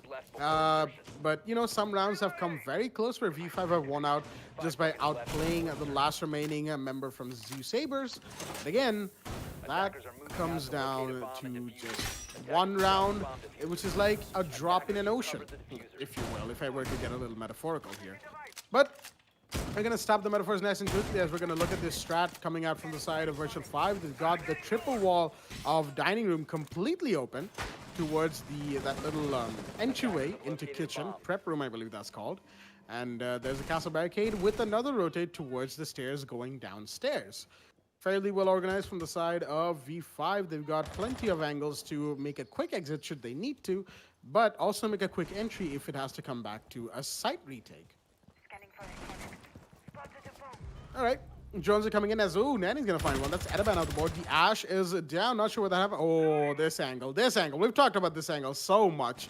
The angle down from Astronomy Room, this little area where both the doors of sites of Trophy and Statutory sit, all the way down to the red carpet hallway below where that open area is, with the skylight. Unknown Gamer takes a little bit of damage, but Kuzka takes a lot. He actually gets downed from, I believe, the Zofia that is inside of Laundry right now, but the Zofia is going to shut down his own angle to potentially get that kill, and Unknown Gamer and Nanny are going to shut down 2 more. That's invalid, and Lancer down. It's all down to Easy Raven, Sleek Ninja, and Sleek Ninja isn't exactly in the best of position to be taking gunfights because, of course, of his low HP. Raven's going to make his way towards Pantry Stairs, but again, is that a move that he needs to do? He probably should stick with Sleek Ninja, but again, in this situation, not a good play. No, it is a good play. He's going to find one. That's Nanny of the board, and that is the kill to get things rolling for the side of Zoo Sabers, but no, he gets tagged up by Unknown Gamer. The smoke, and the proxy sensor is going to see the Sleek Ninja coming in. That's Nomad down. It's all down to Zofia at a 1v4, and as the dust settles, it's all down to Raven. He's going to find one. The GCs get chopped and shot by Edaban. You got to have more faith in your teammate than this man. He's got more than 60 seconds to play for his team in a 1v3. He could certainly make this happen. Raven isn't a man to shy away from a fight, but a proxy sensor is going to stop him from pushing there. Oh boy, he's going to be a little mad about that for sure. But again, what can he do in this situation? I heard a C4 get ripped somewhere on the map. I believe that might be Mike's. But again, the peek is coming in from the Zofia. Will he find who was prone there towards the prep room stairs? Doesn't look like it. Raven's got a task on his hand indeed. Less than 30 seconds remaining for him. As the Zofia, low on HP, is going to drone for himself. All right, bring out a drone. Make sure he's got all the information he needs. Sees the Goyo. That is Mike. But that's just 1 of 3. Will he be able to get this kill? Will he be able to get 3? He's got less than 15 seconds remaining. He's got to make this push happen. He does. The C4 comes out, and that will claim his life. Mike with the C4 toss, the Kobe on to Easy Raven. And that will finish things up for match 2 for Zoo Sabers and for Virtual 5 Esports on the map of Villa. V5 are your victors, taking round 9 and the match 7-2. Well, looks like it's a day of 7-2s, I guess, because VS in the first match took that against Team Waha on Clubhouse 7-2. Not Clubhouse, Consulate.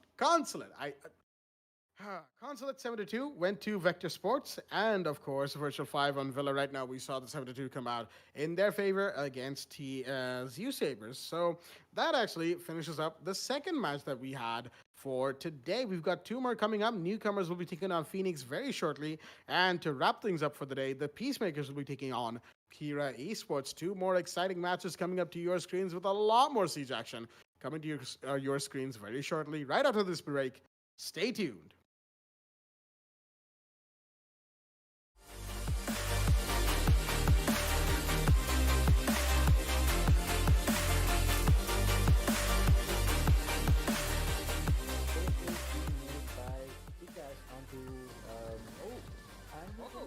Rush come in and Spix is gonna fall to Shakti.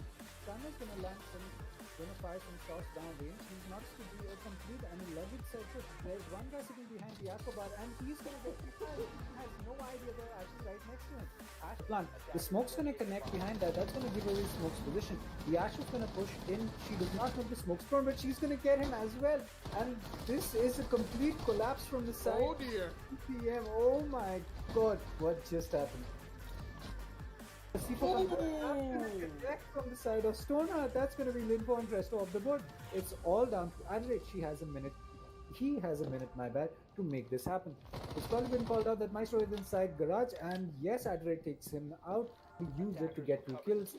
Iban is going to be using the flashes and probably going in for a plant. It's going to be a default plant, so Stoneheart might just be able to deny it from downstairs. As he sees the legs, he's going to fire some shots, but no, it's going to be called out. That plant's going to be going down, and it's right cash. The flashbang comes out as Bandits get flashed. Adred does not make good use of it as he lands some shots onto Stoneheart, and he's going to be 1 health as Adred clutches it successfully for Invalid is going to take Kingu out. Excuse me, he's going to be taken off the board by Kingu. As it is a 2v2 right now. The plant is coming off from Cresta once again. Maestro's pushing up metal, and Kingu's trying to push up the rotate. And Maestro's going to deny the plant with the last 5 seconds of the round. He's going to fire more shots, and the Elder will connect onto Adorate. And Maestro with the clutch for his team, denying the diffuser, getting the last kill, will give Shining Heroes round 6.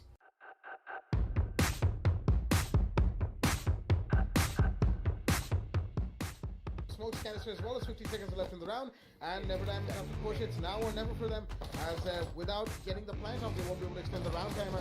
Chopper's gonna look to go in, but he's gonna get one. That is Zenas on the board as he gets 2 down Sam. And Moses gonna get one. That's Kuntal. That's a 2v2 suddenly. He has to go to the plant right now with cover from Shota, and that's what he will be doing. As Lem is gonna try and push in, but there's no fizz there for cover. He's gonna find the smoke. Do a lot of damage, but the castle is still here. The plant is going off. It has gone off for that matter, and now it's a 2v2 in the post plant. It's a 1v2 for that matter. All down to killing with the castle and the UMP. He won't be able to do it, as Never Diamonds will make the plays happen for themselves and take CCTV on around 9.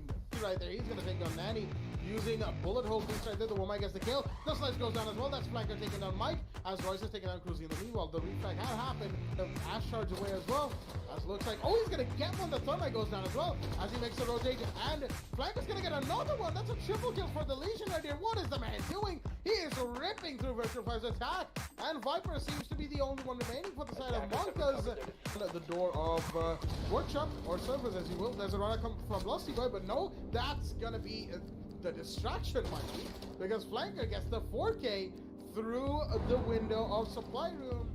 It's a 1v2 right now, and Nanny has to try and make a 1v2 happen for his team, but will he be able to? The Jackal sitting on the red covered hallway.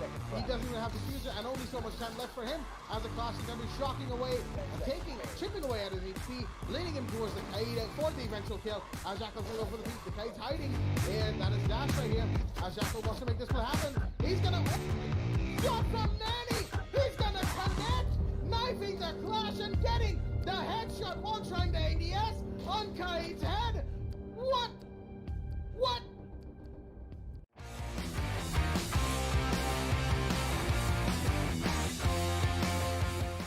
A very close game right here. Doc is sitting way too close to the gym bedroom door as Button made his way in to bathroom, and Notorious gets a double. That's Ninja Freak, and you're not ready to play down. It's all down to the 3v2 right now, as Notorious might just make a clutch happen for Steve. Snow's flanking, rotating back up the main stairs, and Doc's gonna find another one. Notorious with the triple kill. He might just find the Zofia. No, he will be taken out accordingly, as it's down to the 1v2 for the Legion. Vortex is he took one, and oh, what a shot from Snow right there. He gets a double onto Rats and Vortex, despite being stunned and going prone on the main stairs. He will get the kill for his team. Claim the life of the castle. That is, Jason out of the board. Mechox is going to get another shot of play from the sledge over here. Is definitely shutting down Union Gaming, but Hyperdish is here to cover while the plan is going down. It's all down to the Jaeger now. Fagels has to clutch this out. He gets one kill. That is the Mechox. The kill machine shut down. That's another one. That is on to next. Who does he find? The third? Yes, he does. And one clutch coming in from Fagels. A 1 versus 3 from the Jaeger, and that is going to put the equalizer on board for Union Gaming and make this a 4-4 in nobody's favor. Sound off in the chat. I know I've asked this question before, but I'm curious to see if anybody's changed their what they play. Oh, the double spawn peak comes out from Blank and Fatals right there.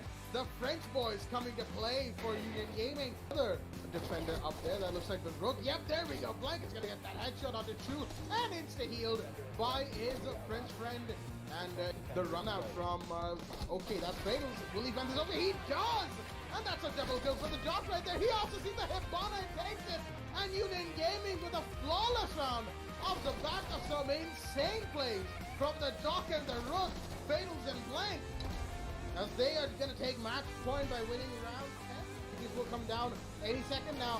Yep, there we go. The counter defuse is coming in from the Echo. Monty's made his way very close, but the Buck is here to deny. He's going to find two. He's going to down one, of course, and that is Beaver getting the kill. But no, the Skeleton Key comes out, and will he find the Goya? Yes, he will. A triple kill for Blank. He's on round for the ace, and he will get it.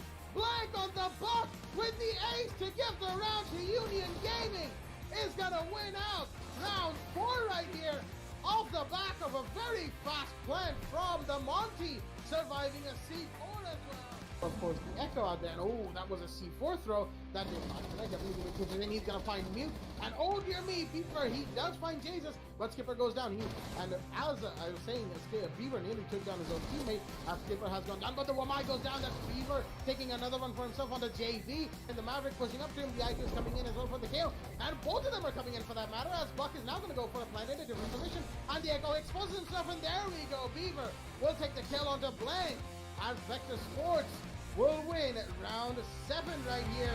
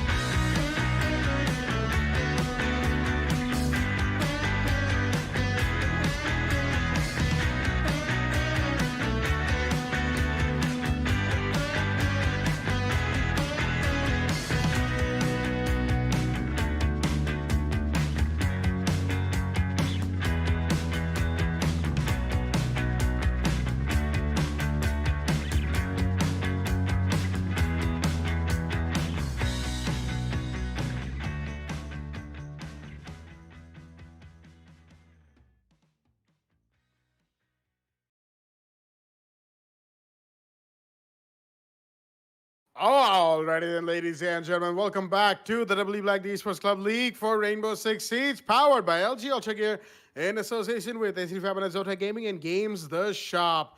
I am your host, Blackjack, and joining me is my co-host Sam and Foxy, as we are here for the third game of Day 4 of Division 2 in Season 3. Newcomers are going to be taking on Phoenix, and a little bit unfortunately, we were right here and ready for the match to begin. For that matter, we had the have fun, but we had a disconnect coming in from True from the side of Phoenix. He's back in the lobby, and it looks like we are a go indeed. Newcomers are taking on Phoenix on the map of Coastline. And once again, it may be a map with a C in the name, but it's not Clubhouse, and I am such a happy camper to report that. Foxy, how do you feel about the match we've got on hand? Definitely feel very happy in terms of how we've got no clubhouse being played today, indeed, and that just makes all the while. You should see. Look at my smile right now. In fact, Consulate. Then we had Villa, and now we're going to Coastline. Coastline, just like as we all know, it happens to be a very frag-heavy map, and it will come down to these players having to pick fights that some spicy shots as well.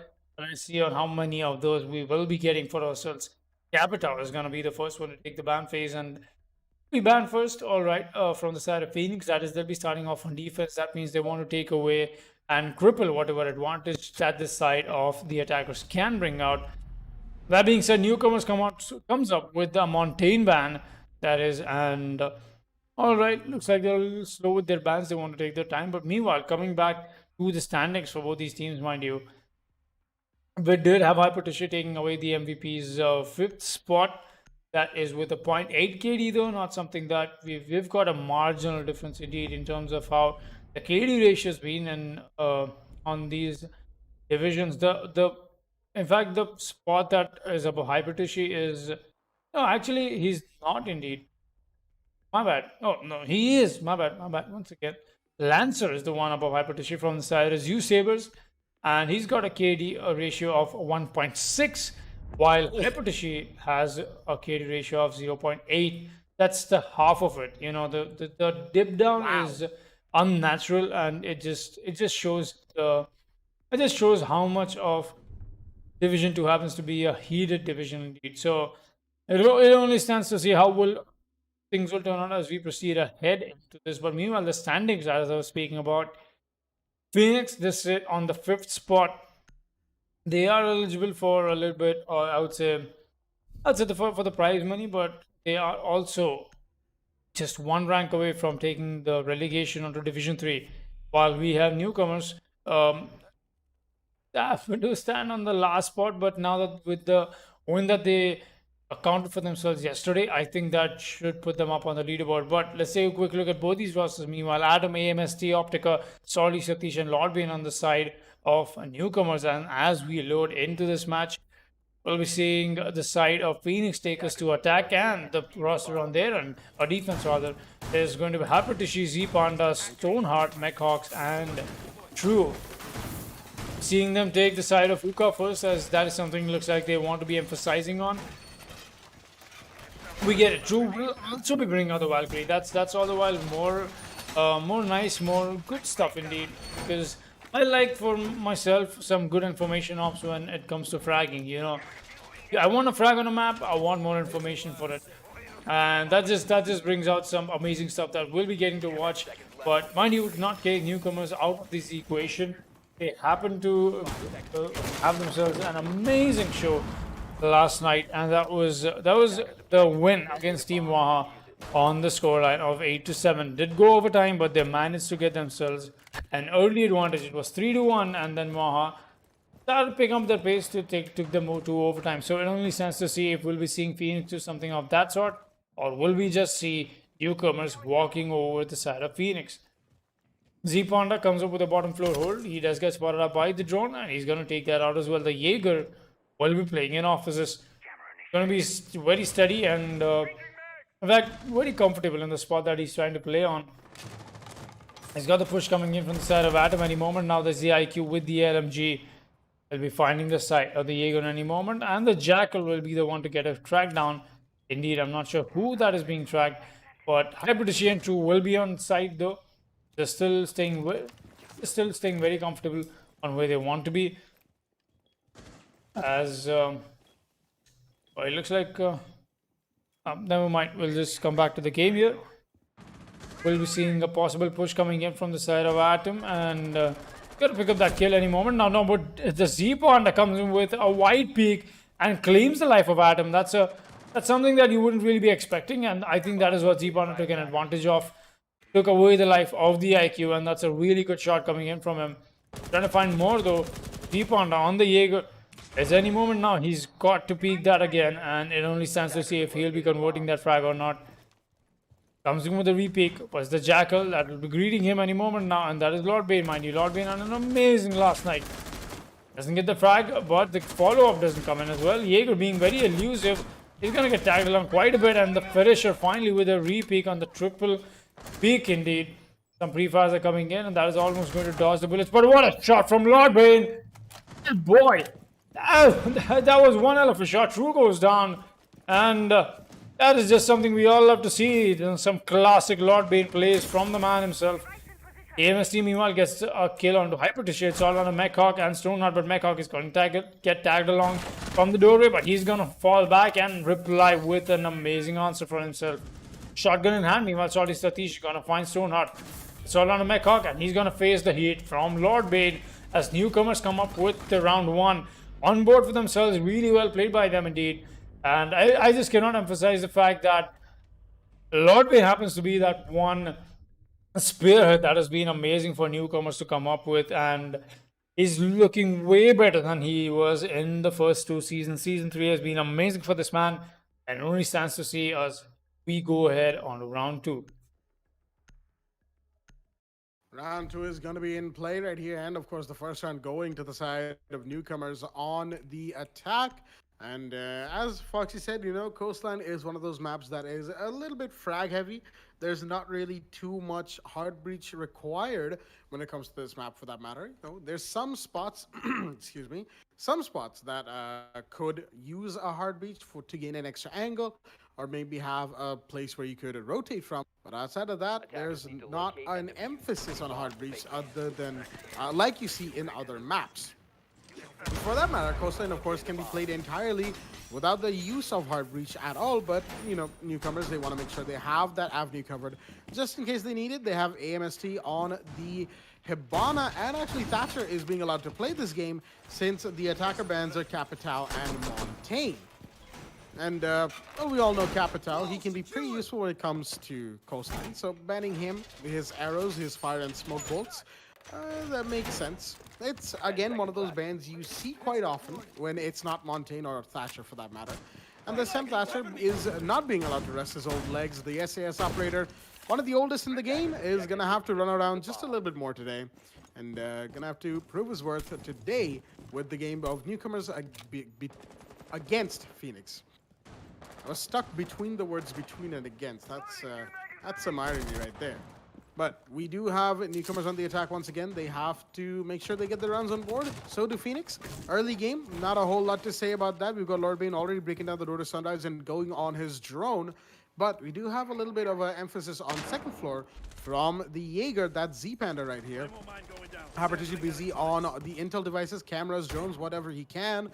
As, all right, Jackal has made his way into Sunrise Bar. He's not going to see any footprints, though, because I don't think anyone's actually holding down inside of Sunrise. He's got a drone on hallway right next to the grass, as Echo takes a lot of damage. A lot of damage, indeed. He's got to be careful on what gunfight he picks, and whatever gunfight he did pick there was not a good one for him at all. Looks like he was trying to peek the service entrance door, and that has cost him quite a bit of HP. But Hypertissue is here, and he's got an upside-down repeller on the security room window. That could be pretty big, for either team, for that matter. He's holding the angle. He knows that there's somebody repel. He sees the upside down repel, but he will not be connecting just yet. As Lord Bane in the meanwhile pushing up through Sunrise. He's careful of the angle through Courtyard, because of course the Mozzie has been spotted there. He's watching the courtyard door all the way on the other side of the map, and Mozzie is there, very close, but not quite. Adam's inside of a security room as well. Looks like he made his way through, but the Mozzie is going to be safe inside the main lobby, but Z-Panda will not. That is the Jaeger off the board. The Mozzie does get spotted by the IQ, and that is Adam. Claimed 1 kill. Will he be able to claim another? Jackal has made his way in. No, not quite. Kitchen door, but a Goo-Mine has stopped his push. Salty Cities is going to find a Hypertition in the meanwhile. That is finally the pesky Mozzie off the board, but we've got Macaque watching the angle in towards Kitchen door from the window area as smoke canisters are delaying the push coming in from the side of Jackal, but that's just one area because there's 2 more angles to watch, at 3, quite a lot more for that matter, as Jones is going to spot the Legion, and True is going to take Salty Cities down. That is the Nomad down, and even though he's low on HP, True is not shy of these these pushes as Jackal gets one, but he gets refragged onto by Stoneheart. The SMG-11 coming alive from the smoke right now, but he's got to be careful. He finds... No, he doesn't find another one, but a Nomad charge does get taken up as a gas canister comes out. He knows that the Hibana's in through surface entrance, and that will be the kill for the Hibana as the Bang 9 comes out. But no, the other SAT operator will win. It's a 1v2 for True. Will he find the IQ? Yes, he will. Will he find the last attacker who is planting? That's Optical right here. The counter defuse will have to come out because he's not able to deny, but he won't be able to do anything about that because Optica with the kill is going to take down True and deny him the 1v3 class that he could have potentially gone for. And that is, of course, going to give the attackers one more round. Newcomers winning round 2 of the back of some very good pushing right there. Not quite as clean as the first round, but still, they get the round on their board, and they get 2 rounds up over the side of Phoenix. Round 3 is going to be in play, and we'll be back on second floor hookah. Well, that did boil down to the last few seconds, and more than that, the last few men there. A 1v1 that Thatcher had to very tightly win, and Optica made sure that he won that gunfight. Really well played by him, and a good run conversion once again for the side of Newcomers. It looks like Newcomers, they want to get their tagline off of them. They don't want to carry Newcomers tagline anymore, as they've had quite a good run when it comes to week 2. At least a good beginning. I wouldn't really take their side yet. I mean, if I was Phoenix, I would still keep the dream alive for a comeback, at least in my thoughts. You know, I would love to see myself make a comeback. If I was a player that is on the side of Phoenix, but you know, Rainbow Six Siege turns out to be a low early round advantage. Is something that could help you as we move towards later into this match. Let us see how things will turn out. Well, we're seeing Hypertishi come out with a Legion, and any moment now. There we go. He'll be dropping the Legion mine and go back up. It's not really an emphasis in terms of how we see Phoenix bring out their defense. You know, they don't want to do that on the bottom floor, not much. Z-Panda comes up with a really good hold on the side of Office. He even managed to get a few entry frags, but it's something that Phoenix is finding a little bit of a difficult time to keep that advantage up for them. Newcomers, definitely, they are putting their game on point, though, and making sure that they're getting maximum frags on. And, you know, one might say that they're working solely on frags, and it's coming down to Lord Bane just going ham on the defenders. I mean, if you're winning that way, you might as well do it. That's how it works, and especially that's how this map in particular works. You're given all the while so much more freedom to work with Hard Breacher. In fact, I remember my competitive days. I would be the Hard Breacher for my team, and when it would be the Coastline that will be going to the map, I would be the happiest person in the entire team, because that would be the one time I would get to frag. You know, not just drone, not just breach and land, but finally frag. So looks like Newcomers are taking the perfect utilization of that opportunity given to them. But it only stands to see as who's going to be the victor of that towards the end on round 3. And the push from the Jackal has happened. The Hypertishi does hear the audio cues coming in from the side of the Goo mines that are getting triggered, but it's not something that he'll be peeking yet. Jackal being very evasive and being very careful in terms of how he intends to make this peek happen. He even wants to make sure that he wins that gunfight. More importantly, I know he's not going to connect his headshot, though. Misses his head just by a few millimeters. Hypertishi converts that frag. The Legion is going to win that gunfight with only very less HP left. I think that's about 12 to 15 HP on the Legion. But that's one less body to worry about for the side of the defenders. And more importantly, that's one less Lord Bane to worry about of all players. for Phoenix. A lot of time being drained as the main push from the side has got to happen. Stoneheart will be stalling the attack as much as he can, but for how long can the man do that? Adam is going to claim the life of Hypertishi. That's your Mozzie down, I believe. No, that was your Legion, excuse me. But once again, the smoke's coming up from the side of Stoneheart. That is denying so much time off of the attackers. They've only got 40 seconds to work with. That, in a way, is more than enough time for them to make this execute happen. But look at this. Z Panda comes up out of nowhere, and he's going to get a frag onto Adam. That's a drop down that he's expecting, but nothing that they can convert so far. Mekok has already made his way downstairs for a possible C4 into play. Oh no, he's just going to spot him out, and the C4 rip does get her out, and that is exactly why he's going to move away from it. But why does he come back? Optica is going to take the fall for it. Z Panda gets another frag. It's all on to Salty Satish. He's going to get the frag onto Z Panda. It's a 1 versus 3 that he's got to win. True, very low on HP. Mekok and Stoneheart on maximum HP indeed. At least for Stoneheart it is. The C4 blows out. Salty Satish pushing up. And the finisher comes in from True with the Echo, and Phoenix put their first round on board off of some misplays that newcomers made. And more importantly, Phoenix making sure that they were right place at the right time to punish them for it. Round 3 goes to them as we proceed to round 4. Well, very unfortunate for the side of newcomers right there. They could have had a chance of getting the plant off, and even when the C4 was popped by Goyo, right? He had it set there on the bars. I don't think Optica saw it because he went back for the plant as soon as he saw Goyo retract from that vertical line of sight, right? And I'm not sure how he couldn't have seen the giant green brick of C4 sitting on a very thin metal pipe, metal beam, but you know, things happen, and what happens in round 3 stays in round 3, shall we say. Round 4 is going to be in play. We saw Lord Bane go for the 6-pick into the Jackal. I believe that was out of the Maverick, but of course we all know he's going to be playing the Jackal at this point. He's played Jackal 3 rounds straight. It's worked out for him for the most part. Last round, not really trying to play against Legion. That was Hypertition in the last round. Didn't really work out for him, but of course he's going to be a lot more careful this round of any rogue operators running around on the other side of the map. Being the fact that Jackal's role is pretty much roam clear, given the way his gadget works, given the way his kit works, you know, it just helps the fact that he has a pretty solid gun, for that matter, to complement his gadget, and a pretty solid operator. 2 armor, 2 speed, can take a lot of shots, he can take a lot of bullets, but of course he's nice and speedy as well. Just like Mozzie, 2 armor, 2 speed, he doesn't look it, but 2 armor, 2 speed for the short Australian.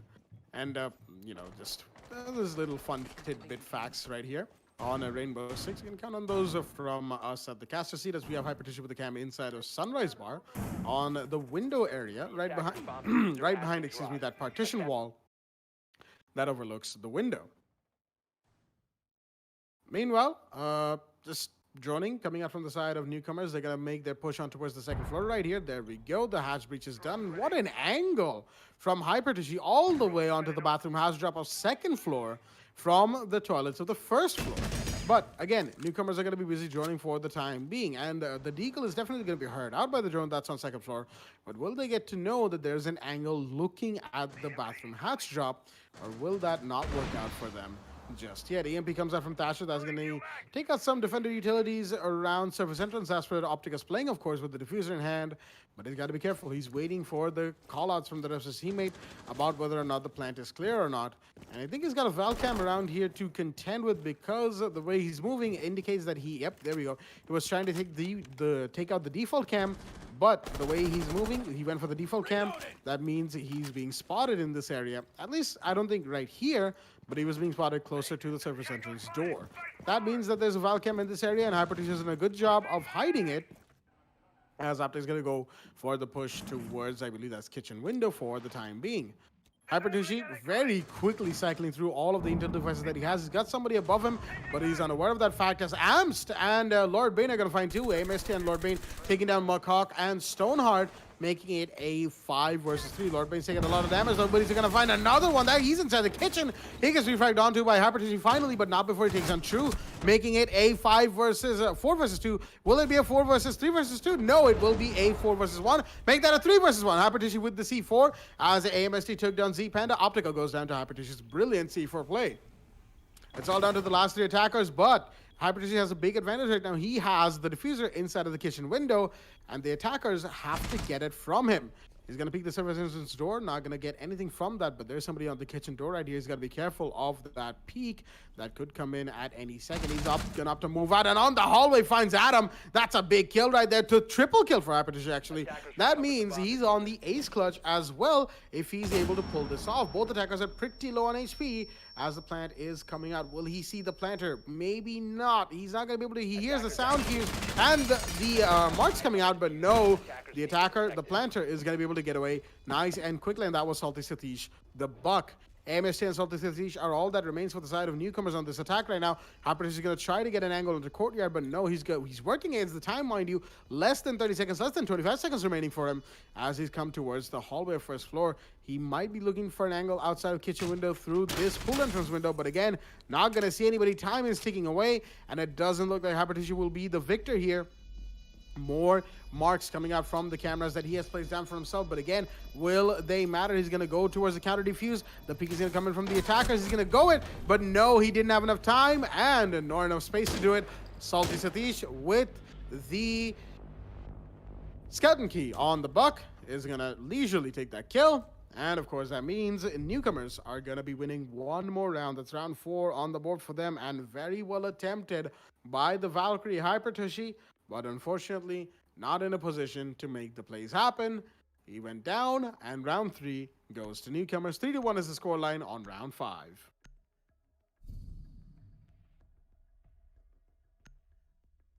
All right, so out of the kitchen, looks like we're going to be heading to the bars site from the side of Phoenix. Definitely not a site you see a whole lot of.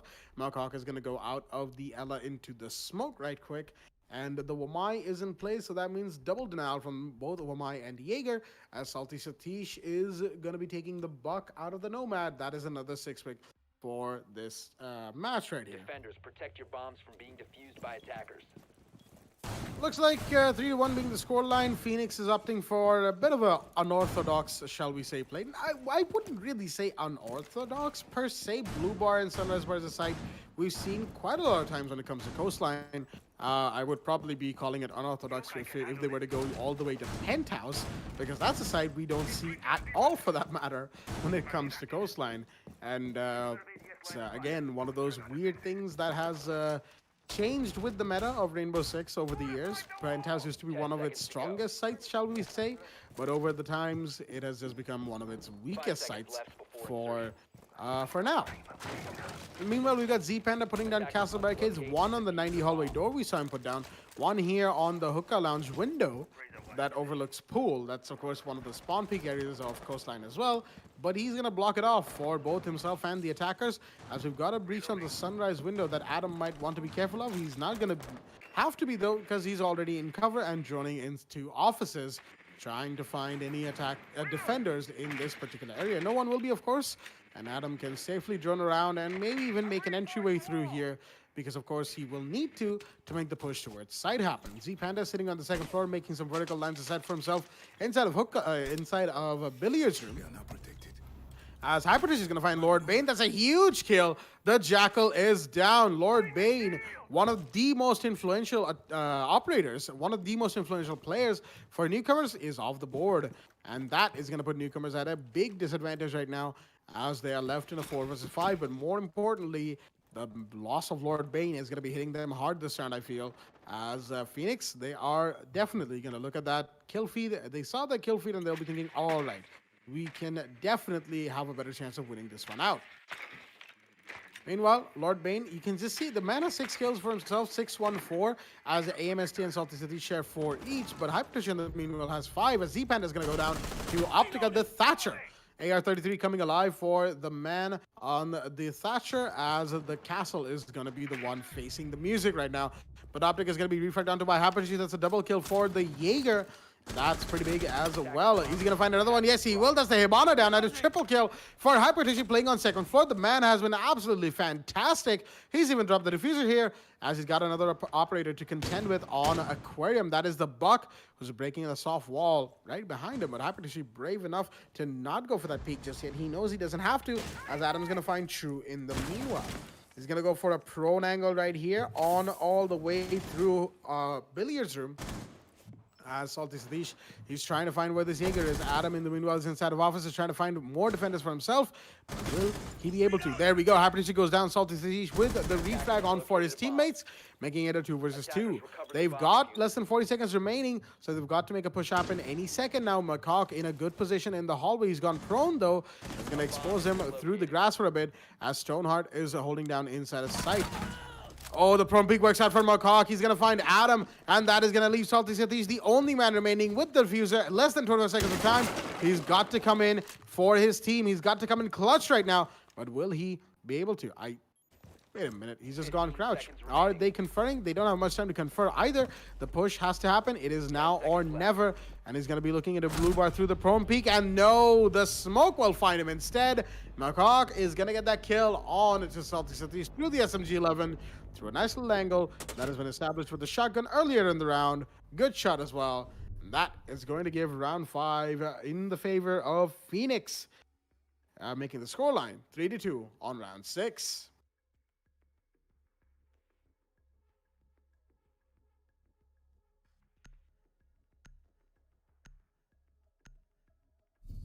Round 6 is on the board right here, and we're going to be moving to second floor hookah once again from the side of the defense. That is, of course, Phoenix, as they want to put more rounds on board for themselves, as they will definitely have to, for that matter, if they want to equalize at the very least with the side of newcomers. Newcomers in the early rounds, the first 3 rounds for that, first 4 rounds that is, made a good showing of attacking on coastline. But as we move into round 5, the scoreline is a little bit more equalized than I believe newcomers would want it to be, and they definitely don't like that. They're going to win this round to make it 4-2 going into roll up round 7, which would be the ideal position for them, seeing the scoreline right now. But for Phoenix, of course, going 3-3 into roll swap will be their best bet at winning this match. Having a 0 deficit going into roll swap on coastline is a position you definitely want to be in if you've lost early rounds.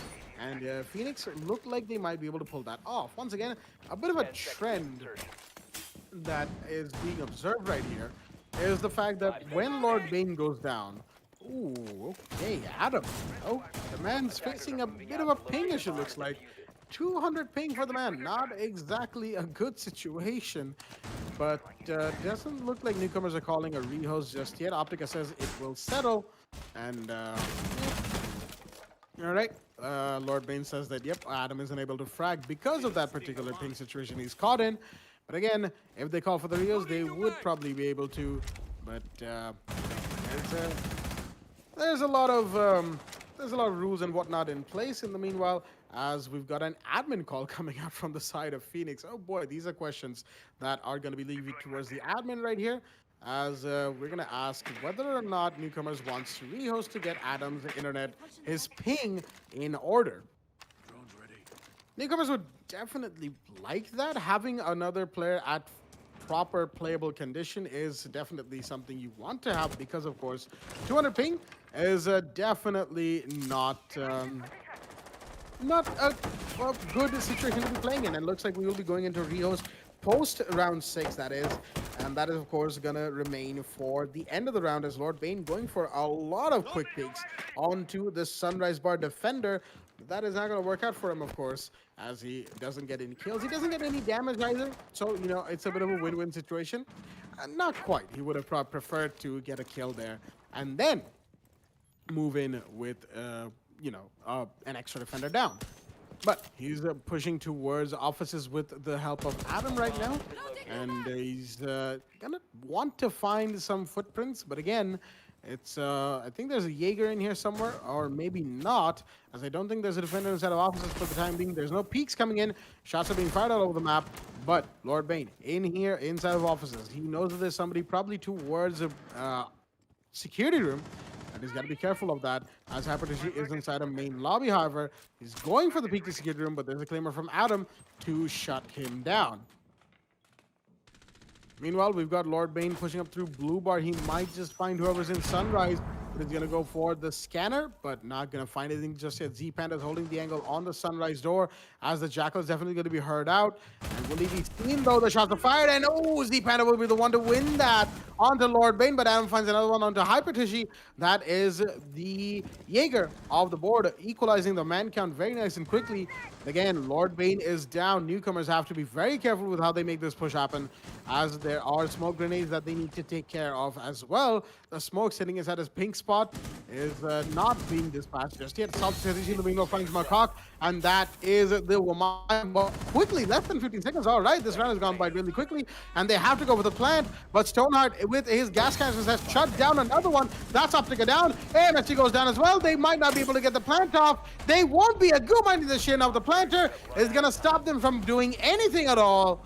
And the IQ was a bit too late to go. Blue Stairs as well, as the round count is going to be equalized. 3-3 is going to be the scoreline. Phoenix have won round 6, going into role swap round 7. 3-3 is the role swap, and we'll be going into a rehost from the side of newcomers. So that is, of course, the first rehost of the day and the first rehost of this match, and we'll be right back with more Siege action on the other side of this break. Stay tuned.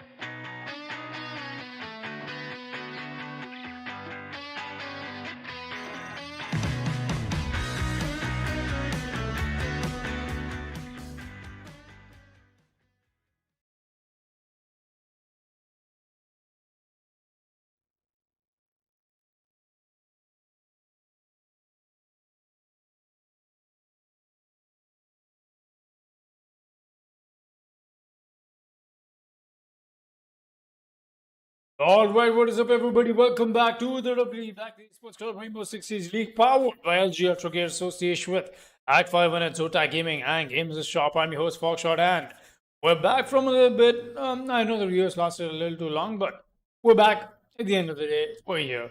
We're resuming the match. Phoenix facing off the Peacemakers here. That is, excuse me, the newcomers. Attackers need to I locate. just got a little too excited for the next match coming up, but anyways. Coming back to the game in hand, we've had quite the changes, or rather quite the differential that both these teams are presented with, and more importantly, it has been that one issue that we could not solve is the fact that neither of these players were able to join onto the server, and that is what took so much time to get us in the lobby and in the game towards the end. So yeah. We'll be seeing ourselves head into round 7. That is the rule swap has happened. That means we'll be proceeding and going ahead with this matchup anytime. And now, yeah, Lord Bane is brought out the Witchel, and Salty Satish will be playing the Valkyrie. Looks like that's some information ops that they want to bring out. They want to make sure they trade off. So a lot of information. Lord Bean comes up with an early spawn pick. That is something that we expected from him at this point. You know, he's been an amazing fragger for his team. He might as well go all in with this. Show all your cards for it. Drop the diffuser. Optica comes in with the Legion. He's going to be playing and holding down Aquarium. That's very interesting. As it looks like the defender's going to spot it out. And look at that pre-fire from Hypertushi. He's going to clean the life of Lord Bean. Really well played by the Ash. And that is something that he should have anticipated, but he just did not. A really good play coming in from the Ash there. Got to give him that, and a nice shot indeed. The pre-fire though really worked out in perfection for him. The Witchel of all operators was the one to get spotted out on a drone and then get taken away as well. We'll be seeing Adam watch this doorway. That is a hookah doorway for anybody walking in here, but at least as of now, nobody's going to be doing that. As the emphasis, Drew gets himself a one tap onto Adam, who's all the way on the side of the hookah window. Cover their diffuser. Stru's trying to find somebody else as well, but it's definitely something that we've got to notice is the fact that Phoenix has come up with an amazing, I would say, climb up that they've made. Starting off this match 0-3, and now they sit on 3. The equalizer is in their favor, but will that be something that they'll manage to keep it alive or not is the real question. Attacker favored map, and we'll be seeing Phoenix make some moves here as we speak about it. The top game raffle has come into play, but Optica will still be holding very comfortably on the spot that he's got for himself into Aquarium. He's bound to lose his life over here, but it only matters. Oh boy, Salty Satish with an amazing wall bang into Hypertushi. He's going to claim that life. And once again, newcomers definitely bring the guns alive for themselves, and more than that, they are out fragging the side of Phoenix. It only stands to see if they'll be able to keep that up towards the end of this round or not.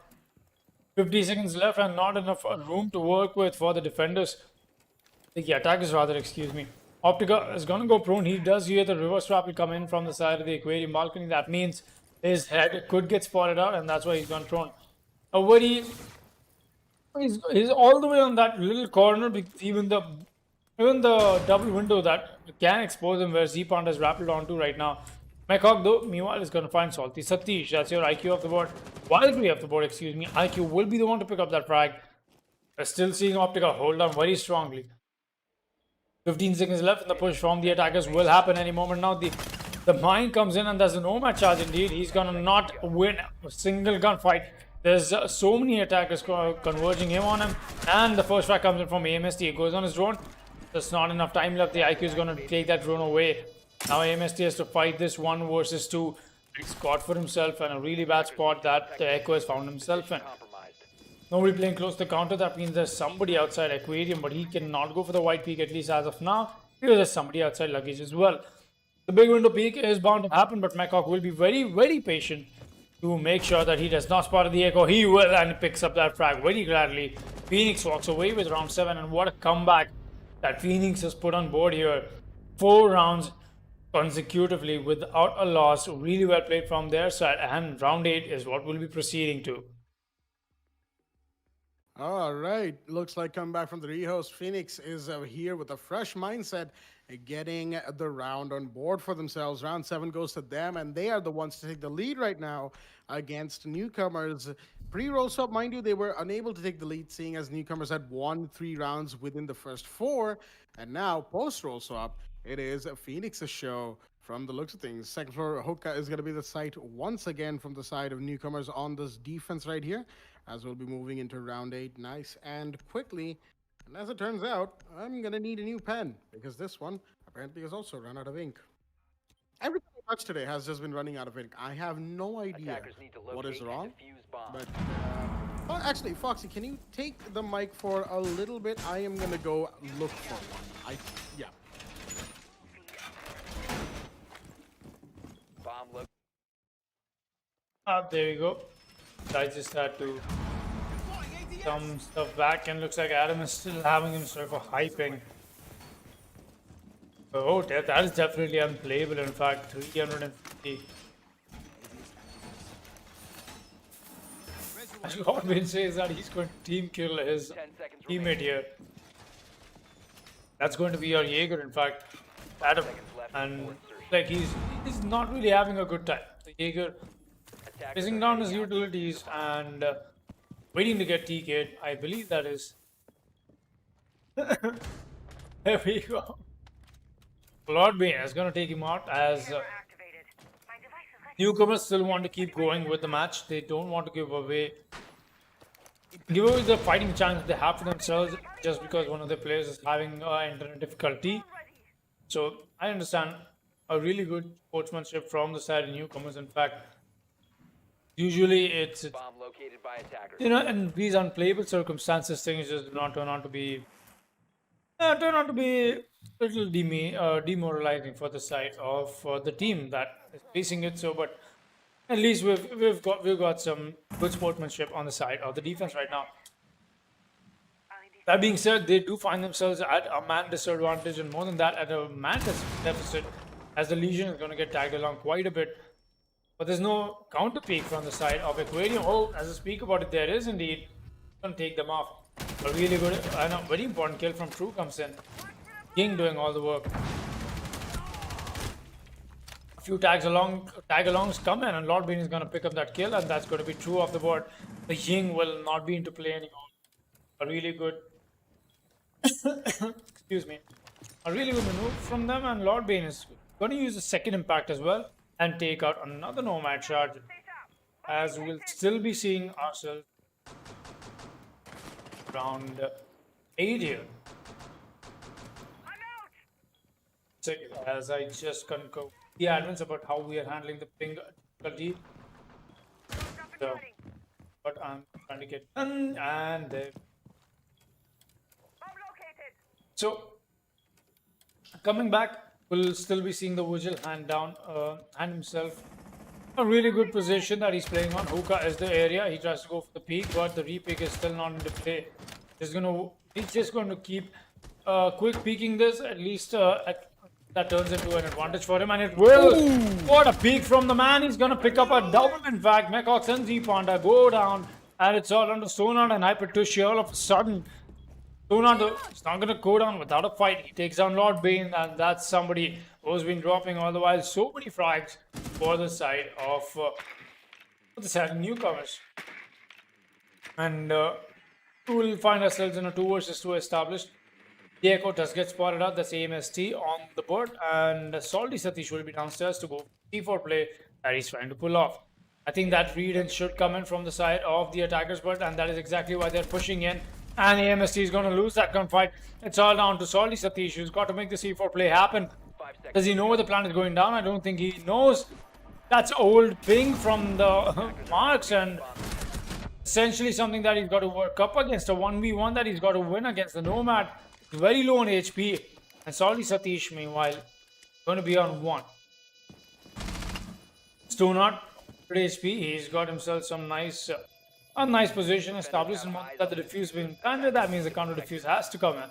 Counter defuse is happening, as will be Satish try and bait that out.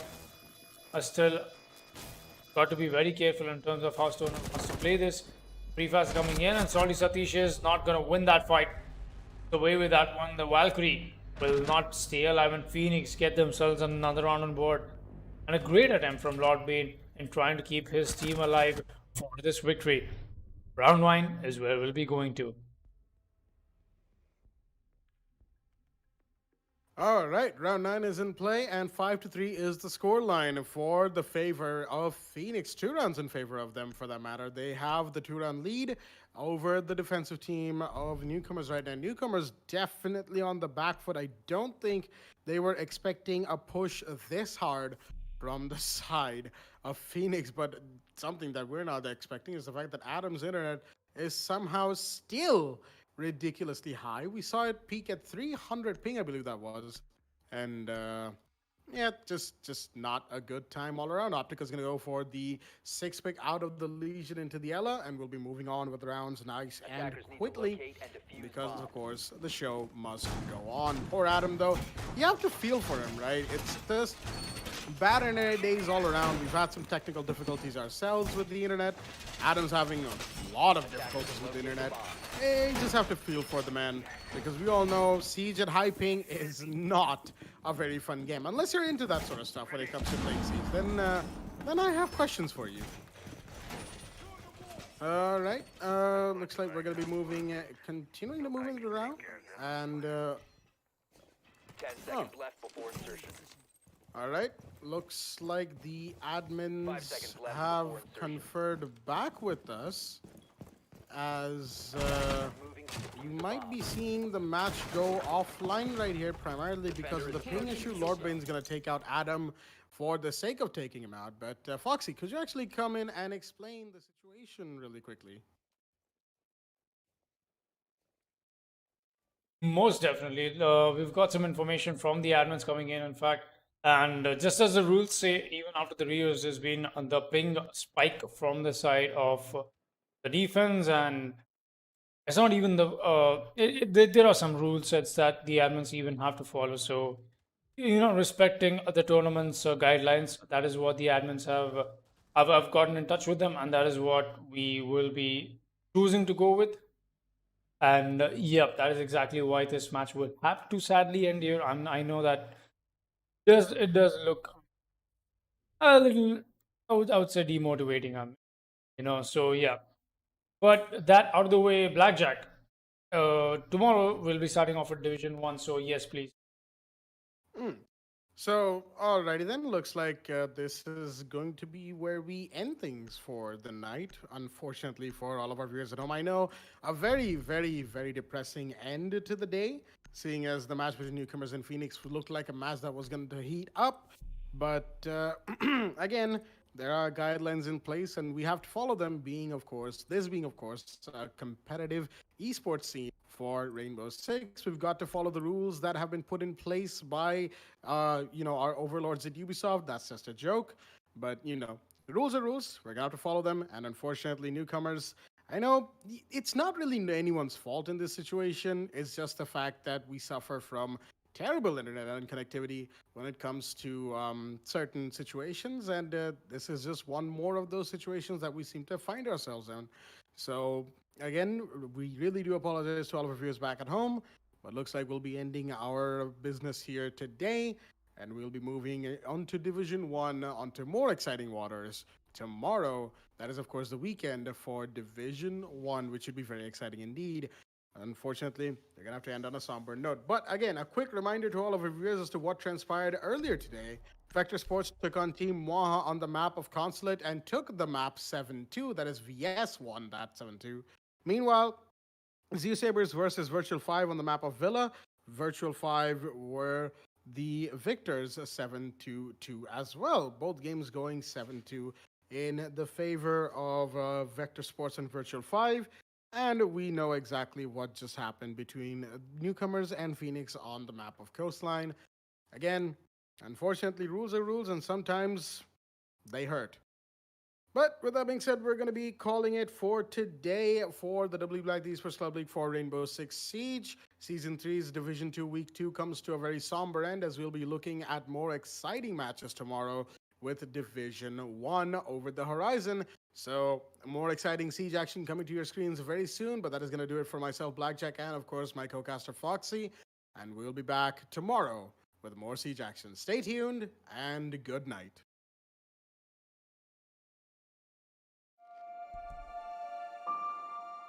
The moment of creation is a form of magic, where an off becomes an on, a 0 becomes a 1, then another, and another, until, deep in the complexity, you discover order, speed, reliability, power. Experience the WD Black NVMe SSD.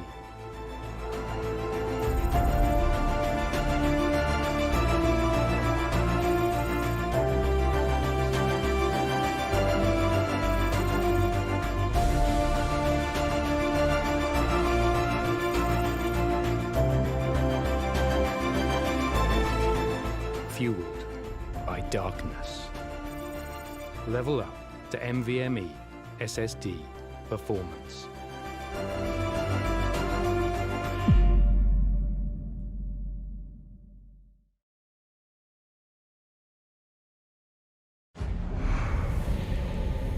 Numerous forces aimed at the Earth.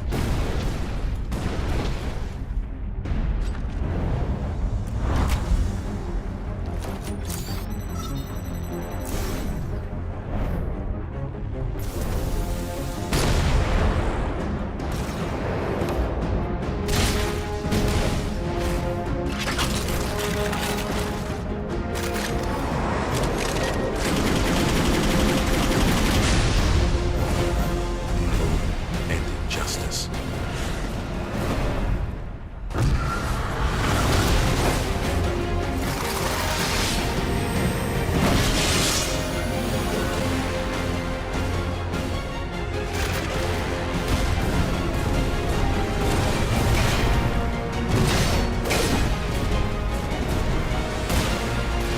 Let the glorious battle begin.